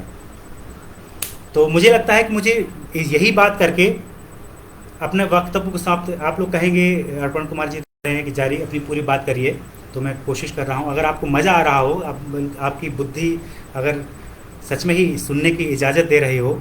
मुझे नहीं पता कितने लोग इस समय फेसबुक लाइव में जुड़े हैं, मैं देख नहीं पा रहा हूँ, लेकिन आप लोग तो हैं और जो लोग कमेंट कर रहे हैं वो तो हैं, ऐसा मैं समझ रहा हूँ। तो मैं अपनी बात पूरी कर लूँगा। तो अब देखिए, मज़ेदार बात देखिए, वो कहते हैं, शैली जी कहते हैं कि शंकर के ब्रह्मसूत्र भाष्य में वैज्ञानिक सैद्धांतिक दृष्टि का अभाव है। ये बात किसी को आश्चर्य में डाल सकती है ना? क्यों? क्योंकि वहाँ बाह्य जगत की उपेक्षा की गई है ब्रह्मसूत्र के भाष्य में, है ना? क्योंकि वो शंकर पूरी तरह से उसकी उपेक्षा कर रहे हैं, है ना? इसलिए शैली, मैंने ये नहीं कह रहा हूँ कि सही क्या है गलत क्या है, हम हर चीज़ को, मैं तो मानता ही हूँ कि हम लोग किसी भी चीज़ को आलोचना का विषय बना सकते हैं, लेकिन लॉजिकल अवेयरनेस, है ना? ये नहीं कि मतलब चूँकि आप इसलिए गुस्सा हो जाएं कि कोई शंकराचार्य का भक्त है, शैली जी ने लिख दिया कि वहाँ पे इस बात का अभाव है, तो वो गुस्सा हो जाए कि शैली जी कहाँ से आ गए, वो तो भाष्यकार हैं, भगवान का दर्जा परंपरा उनको देती है ना? तब वो ये क्या हो जाएगा, साइकोलॉजिकल हो जाएगा ये, है ना? तब आप शुद्ध दार्शनिक ढंग से इसको नहीं सुन पा रहे हैं, है ना? ये होगा अगर मैं कहीं भी किसी भी शंकराचार्य के भक्त को ये बात बोल दूंगा, तो वो तो मुझे ऐसे देखेगा जैसे ये बच्चा क्या बात कर रहा है, इसको क्या पता उस तत्व की, वो क्योंकि अलग प्रकार के तत्व का वो कुछ समझता है ना? तो देखिए, वैज्ञानिक से इसलिए वो कह रहे हैं। उसके बाद बड़े आश्चर्य ढंग से वो कह रहे हैं कि जो आपका शैली जी कहते हैं, उन्हीं को कोट कर रहा हूँ, कि वो कहते हैं कि नागार्जुन हैं, वसुबंधु हैं, दिग्नांग हैं, ईश्वर कृष्ण हैं, उधर पश्चिम की बात कर रहे हैं। देखिए, एक साथ दोनों की बात कर रहे हैं, पूर्व पश्चिम, क्योंकि एक तरफ कहेंगे तो मतलब इस विश्व दर्शन के संदर्भ को बना के वो बात नहीं रह जाएगी। तो फिर यहाँ कह रहे हैं कि प्लेटो है, कांट है, शेलिंग है, शोपनहावर है, आदि के दर्शन में वैज्ञानिकता भी है और आध्यात्मिक दृष्टियों का समावेश है, दोनों है, वैज्ञानिक है और आध्यात्मिक दृष्टियों का समावेश है। लेकिन वो कहते हैं कि इन दर्शनों में, और विशेषकर भारतीय दर्शनों में जिनकी वो चर्चा कर रहे हैं, शैली जी कह रहे हैं, ऐषणात्मक दृष्टियों का अभाव है। ये उनके दर्शन की अपूर्णता है। किनके लिए कह रहे हैं? नागार्जुन के लिए कह रहे हैं, वसुबंधु के लिए कह रहे हैं, दिग्नाग के लिए कह रहे हैं, ईश्वर कृष्ण के लिए कह रहे हैं, भारतीय दर्शनों के लिए बात कर रहे हैं। देखिए, है ना? क्या जो नागार्जुन को का भक्त होगा ये बात सुनेगा? क्या जो वसुबंधु का, दिग्नाग का, ईश्वर कृष्ण का, सांख्य जिसको हमने ईश्वर ही माना, भगवान का, कपिल मुनि का को तो हमने अवतार ही मान लिया है, विष्णु का अवतार ही मान लिया परंपरा में, है ना? तो क्या वो ये बात मानेगा कि कोई किसी प्रकार की अपूर्णता हो सकती है सांख्यकार के मत में? लेकिन वो कह रहे हैं इन सब दर्शनों में किसका अभाव है? सारे में कह रहे हैं, प्लेटो में भी, कांट में भी, शेलिंग में भी, शोपनहावर में भी कह रहे हैं कि ऐषणात्मक दृष्टि का अभाव है। लेकिन स्पेशली, विशेषकर भारतीय दर्शनों में ज़्यादा है, क्योंकि वो लोग चिंता ही नहीं करते। मैं कभी कभी आश्चर्यचकित हो जाता हूँ, है ना? हम लोगों को जो दर्शन थोड़े बहुत समझते हैं, मैं तो बिल्कुल अपने आप को बच्चा समझता हूँ दर्शन शास्त्र में, इसलिए निरंतर सीख रहा हूँ, है ना? कि हम लोगों को ये काम करना चाहिए। जैसा प्लेटो ने पहले अपना प्रत्यय का सिद्धांत दिया, उसने उसके बाद उसको अपने प्रत्यय के सिद्धांत को पॉलिटिक्स में, बाहर के जीवन में उसने लागू किया प्लेटो ने, है ना? तो वो पूरी तरह से नेग्लेक्ट नहीं कर रहा, लेकिन कर भी रहा है, क्योंकि अलग अलग लोग बनाए हैं, है ना? लेकिन हमारे यहाँ तो पूरी तरह से गायब है जो वास्तविक जगत है आदमी का, जिसमें कितनी सारी कमियां हैं, जिसमें कितनी सारी परेशानियां हैं, कितनी सारी समस्याएं हैं इस जगत में। गरीबी है, असमानता है, जाति प्रथा है, कितने प्रकार के दोष हैं मनुष्यता की में। अगर हम पूरा उनको नेग्लेक्ट कर देंगे और एकदम बिल्कुल रट लगा लेंगे कि एक तत्व का जाप करते रहेंगे कि प्रत्यय किसी कविता में, पता नहीं कौन किसकी कविता पढ़ रहा था कि हम प्रत्यय खाते हैं, प्रत्यय पीते हैं, अज्ञेय की कविता में, किसी की कविता में, है ना? तो ऐसा दर्शन वो कहते हैं पूर्ण दर्शन, शैली जी कहते हैं कि नहीं है ना? क्योंकि उसको मनुष्य की जो भौतिक जगत की समस्या है उसके लिए उसको समाधान देना ही पड़ेगा, तभी वो पूर्ण दर्शन बन सकता है। तो ये बात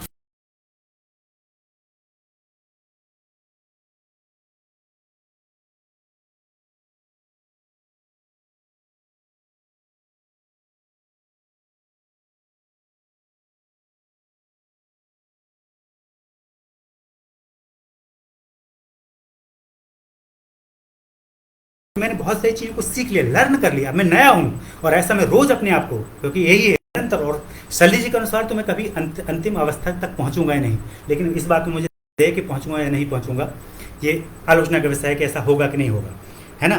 तो एक बिल्कुल अंतिम बात रह गई है जो मैंने आज के लेक्चर की कही थी, और चूँकि ईश्वर जी और आरोपण कुमार जी कह रहे हैं कि अपनी बात मुझे पूरी करनी चाहिए, इसलिए मैं कर रहा हूँ। और ये 1.5 घंटा, 1 घंटा से 1.5 घंटा का लक्ष्य दिया, तो मुझे लगता है उसमें हो जाएगी ये बात। अंतिम बात बहुत मज़ेदार है, ये बात आपको समझनी चाहिए, हम सबको समझनी चाहिए, है ना, कि देखिए 1960 में तक शल्य जी, ये शर्मा जी ने भी अपने आर्टिकल में लिखा है, शल्य जी ने भी अपनी भूमिका में लिखा है, ये बात बिल्कुल दर्ज है, प्रामाणिक है, जो मैं आपको बात बता रहा हूँ, कि वो अनुभववाद से बटे। उन्होंने कहा कि पहले जब जवानी के दिनों में तो मुझे मूर और रसेल की जो युक्तियां हैं वो संदेह के परे मालूम पड़ती थी शल्य जी को। एक एक वो इस तत्व तक नहीं पहुंच गए हैं, भाव पे भाव तक शल्य जी, ये हमें समझना चाहिए इस चीज़ को। लेकिन वो वहाँ रुके नहीं, यही उन्होंने किया। हमको सच में ही बिल्कुल शुरुआत वैसे ही करना चाहिए, शल्य जी की शुरुआत है बिल्कुल भौतिक जगत से शुरुआत करनी चाहिए, बिल्कुल सही शुरुआत की। तो वो कहते हैं कि लेकिन उन्होंने जब दार्शनिक विश्लेषण नामक की पुस्तक लिखी 1960 में, तब उनका वो लिखते हैं कि उनका अनुभववाद से मोह भंग क्यों हुआ। मैं संक्षिप्त में बता रहा हूँ क्यों ऐसा हुआ। क्योंकि अनुभववाद क्या करता है कि मनुष्य के सत्य को भौतिक वस्तु तक सीमित करता है, और वो मनुष्य की आकांक्षा भौतिक वस्तु से बहुत बड़ी है। केसी भट्टाचार्य भी यही लॉजिक देते हैं, शल्य जी भी यही लॉजिक देते हैं। वो कहते हैं कि उसमें मांग है, एक वो भी दर्शन की जब स्तरों की बात करते हैं, केसी भट्टाचार्य कहते हैं, तो वो कहते हैं कि हम एक जगह पे क्यों नहीं रुक जाते हैं, किसी एक जगह पे क्यों नहीं रुकते हैं, क्योंकि उसमें और आगे के मांग है। अन्यमय कोश से प्राणमय, प्राणमय से मनोमय, मनोमय से विज्ञानमय, विज्ञानमय से आनंदमय तक की, जब तक वो अपने तत्वों को ना प्राप्त कर ले तब तक वो रुकता ही नहीं है ना। तो चूंकि शल्य जी सच्चे दार्शनिक थे तो वहाँ तक नहीं रुके। उन्होंने कहा, उन्होंने देख लिया इस चीज़ को, देखिए, है ना, उन्होंने इस चीज़ को देख लिया बहुत दिन तक अनुभववादी रहने के बाद, कि जो अनुभववाद क्या गलती कर रहा है कि मनुष्य के सत्य को भौतिक वस्तु तक क्या कर रहा है, वो सीमित कर रहा है। उसके बाद 1967 में 1967 में ज्ञान और सत्य उनकी पुस्तक आई, जिसमें उनको लगा कि जो वस्तु है हम ऐसे नहीं समझ सकते हैं अनुभववाद की तरह, लेकिन हम ऐसे बौद्धिक अवधारणाओं में वस्तु को समझ सकते हैं, है ना, कि उसकी जैसा कांट समझने की कोशिश कर रहा है। कांट के जो भौतिक वस्तु कैसे समझ रहा है, वो उसकी वो जो बुद्धि की कोटियाँ हैं उससे हम तुलना कर लीजिए किस बात को, उसको अवधारणा की तरह, बुद्धि की कोटियों की तरह समझने की कोशिश कर रहा है। इसलिए कह रहा है शुद्ध वस्तु का हमको पता नहीं है ना। लेकिन शल्य जी की बात बिल्कुल अलग है, ये भी बात मैं समझ रहा हूँ, बिल्कुल समझाने के हिसाब से वहाँ जा रहा हूँ। मैं ये नहीं कह रहा हूँ बिल्कुल एग्जैक्टली वही है, ऐसा ना समझें आप, है ना। तो ये अवधारणावाद, तो ये इसको शर्मा जी ने भी अपने लेख में क्या कहा, अवधारणा सापेक्ष। उन्होंने कहा कि जो वस्तु है वो अवधारणा के सापेक्ष है ना, कि हमारी अवधारणा वस्तु के बारे में बताएगी। तो इसके बाद आगे उनका कैसे विकास होता है ना। आगे उन्होंने कहा कि ये अवधारणा सापेक्ष बात है, जो इसलिए नहीं चलेगा क्योंकि ये जो साधारण वस्तु हैं, घटपट इत्यादि, उनके बारे में तो फिर भी सही है, लेकिन जो जटिल प्रत्यय हैं, जैसे मूल्य हैं, नैतिक मूल्य हैं, उनकी बात कैसे, सौंदर्य का प्रत्यय, उनके बारे में हम बात कैसे करेंगे। तो उन्होंने कहा कि नहीं, जो उन्होंने अपने आप को परिष्कार किया, उन्होंने कहा कि मेरा जो अवधारणा सापेक्ष बात का जो मैं विचार करता है, तो उस तरह से हम बाह्य वस्तु को नहीं देख सकते हैं। फिर कैसे देख सकते हैं, 1972 में फिर से उनकी एक किताब आती है, जिस किताब का नाम है विषय और आत्म पुस्तक आती है, जिसमें वो कहते हैं कि हम चैत्य सापेक्षतावाद आता है, हम उसको अवधारणा के नहीं लेकिन स्वयं चेतना के सापेक्ष वस्तु को समझ सकते हैं, है ना।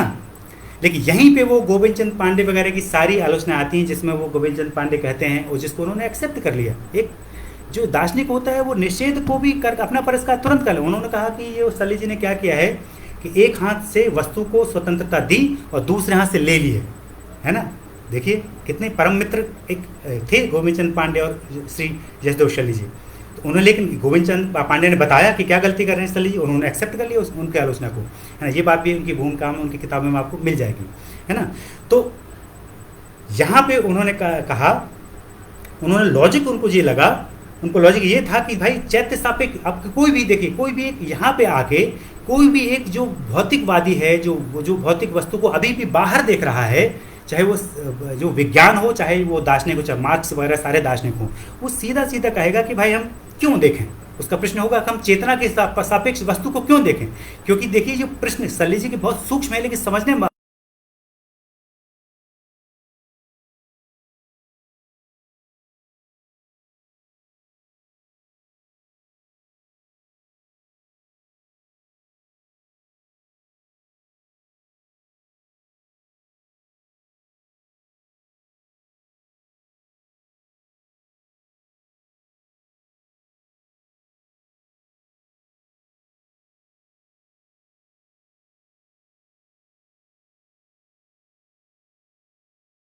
वस्तुवाद बिल्कुल अलग है, उसी को मैं समझाने की कोशिश कर रहा हूँ। कैसे वो कैसे मतलब वो कह रहे हैं कि चैत्य सापेक्षतावाद है, क्योंकि प्रश्न जो वाह्यता, वस्तु की वाह्यता का प्रश्न कौन उठा रहा है? चेतना ही उठा रही है। लेकिन यहीं पे जाके उन्होंने चेतना, गोविंद चंद पांडे ने उनकी आलोचना की, और लेकिन उनकी बात ये सही थी कि प्रश्न जो कौन उठा रहा है?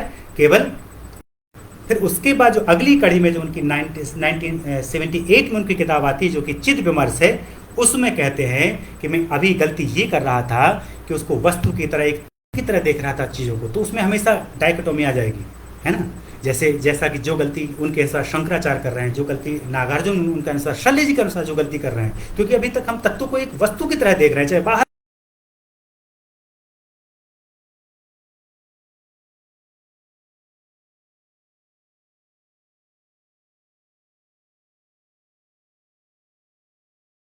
वो कहेगा कि प्रत्यय महत्वपूर्ण है, चेतना महत्वपूर्ण है। तो उन्होंने कहा कि अभी तक वो इस चीज़ को नहीं देख पा रहे थे कि जो उनका, जो मैंने शुरू में की थी, मैंने कहा था आप लोग जोड़ लीजिएगा प्रत्यय को, कि उनका जो तत्व है वास्तव में वो वस्तुता की कोटि से हटकर वो आपका क्या बन गया? ये जो नई कोटि है भाव की, जो भाव पे भाव वाली, ये वस्तुता की कोटि ही नहीं है, ये अलग ही कोटि है। इसलिए मैं कह रहा हूँ प्रतीकात्मक है। इसको कैसे समझेंगे? जब तक शल्य जी के पूरे दर्शन को हम लोग नहीं समझ तब तक आप इस कोटि को नहीं समझ सकते हैं, है ना। एक अंतिम बात पर कह, मेरी सारी बात पूरी हो गई है और मेरे ख्याल से मैंने अपनी सारी बातों को कह दिया है, लेकिन अंतिम बात कह रहा हूँ ज़्यादा से ज़्यादा 2-3 मिनट में। एक, जब मैंने जो 3 कसौटियाँ बताई थी, एक शल्य जी ने बहुत महत्वपूर्ण बात की है जिसमें दर्शन जगत, क्योंकि हो सकता है मैं ये मान के चल रहा हूँ कि कोई मेरे ही स्टूडेंट या कोई भी दर्शन शास्त्र में, क्योंकि वो कहते हैं कि ऐसा भी हो सकता है, शल्य जी कहते हैं, क्योंकि वो जो ऐषणात्मक होके, है ना, और आध्यात्मिक होके केवल कोरी सैद्धांतिकता की बात करे, उस सैद्धांतिक से अलग, मतलब वो बात तो करे, बात तो आपको ऐसा लगे कि मतलब मनुष्य के ऐषणात्मक पक्ष को भी देख रहा है ना, सैद्धांतिक पक्ष को भी देख रहा है, मतलब उसका दर्शन आपको पूर्ण मालूम पड़ रहा है, लेकिन वो सिर्फ बात ही कर रहा है, उसमें कोई परिष्कार अगर नहीं हो रहा है, तो ऐसी कोरी सैद्धांतिकता से भी वो हमको आगाह कहते हैं। क्यों कहते हैं कि अगर आप सच में, जैसे ज्ञान मीमांसी है, जो ज्ञान मीमांसा पे बात कर रहा है, तो वो कहते हैं बिल्कुल शल्य जी को आश्चर्य लगता है कि ज्ञान मीमांसा या तत्व मीमांसा कहता है कि जो उसकी कोटियां हैं अपने तत्व की, उसकी बिल्कुल ऐसी बात करता है जैसे एक वैज्ञानिक तत्व में अपनी देश काल इत्यादि कोटियों की बात करता है, बिल्कुल उससे बिल्कुल अलग होके,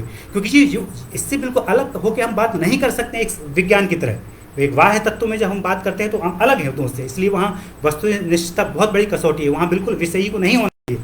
लेकिन यहाँ जब हम दर्शन में बात कर रहे हैं तो हम बिल्कुल अलग नहीं हो सकते। अलग जब हम अपने प्रत्यय को समझेंगे तो हमें कुछ ना कुछ परिष्कार होगा, हम कोरे तोते की तरह बातों को नहीं दोहराएंगे, हमारे वास्तविक जीवन में जरूर परिष्कार होगा, हमारे जीवन के जो मूल्य हैं उनका पुनर्नवीनीकरण होगा, गांधी की तरह, है ना। यहाँ पे मैं अपनी बात को समाप्त करता हूँ।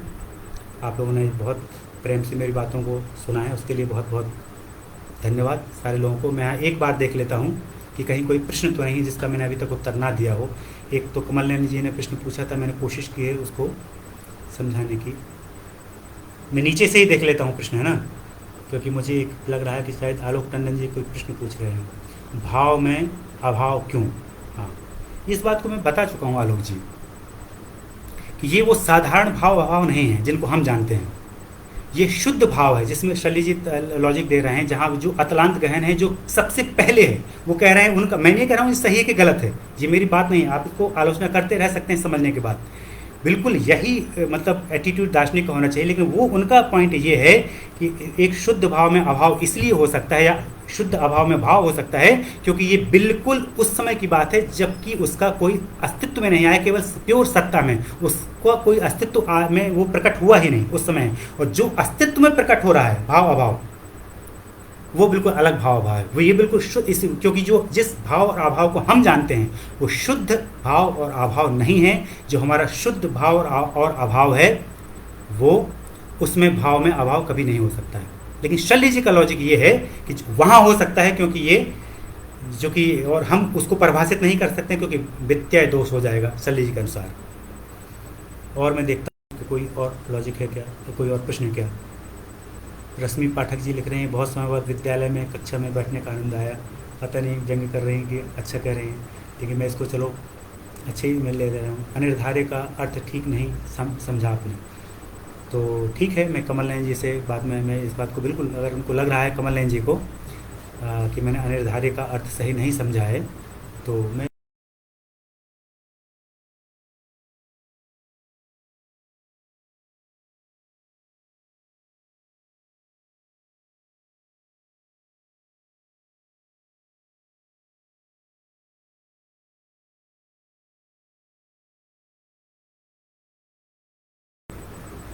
और बाकी सब कमेंट हैं।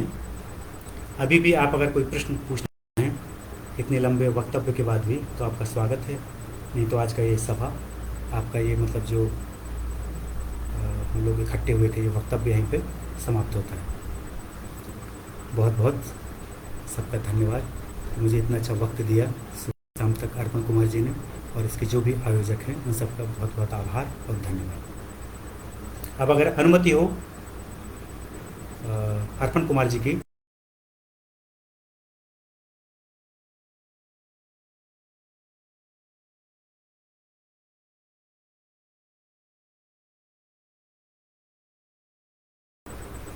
तो प्रखर कुमार जी कमेंट करके मुझे बता देंगे कि अब मुझे समाप्त करना चाहिए, तो मैं इसको समाप्त कर दूँगा।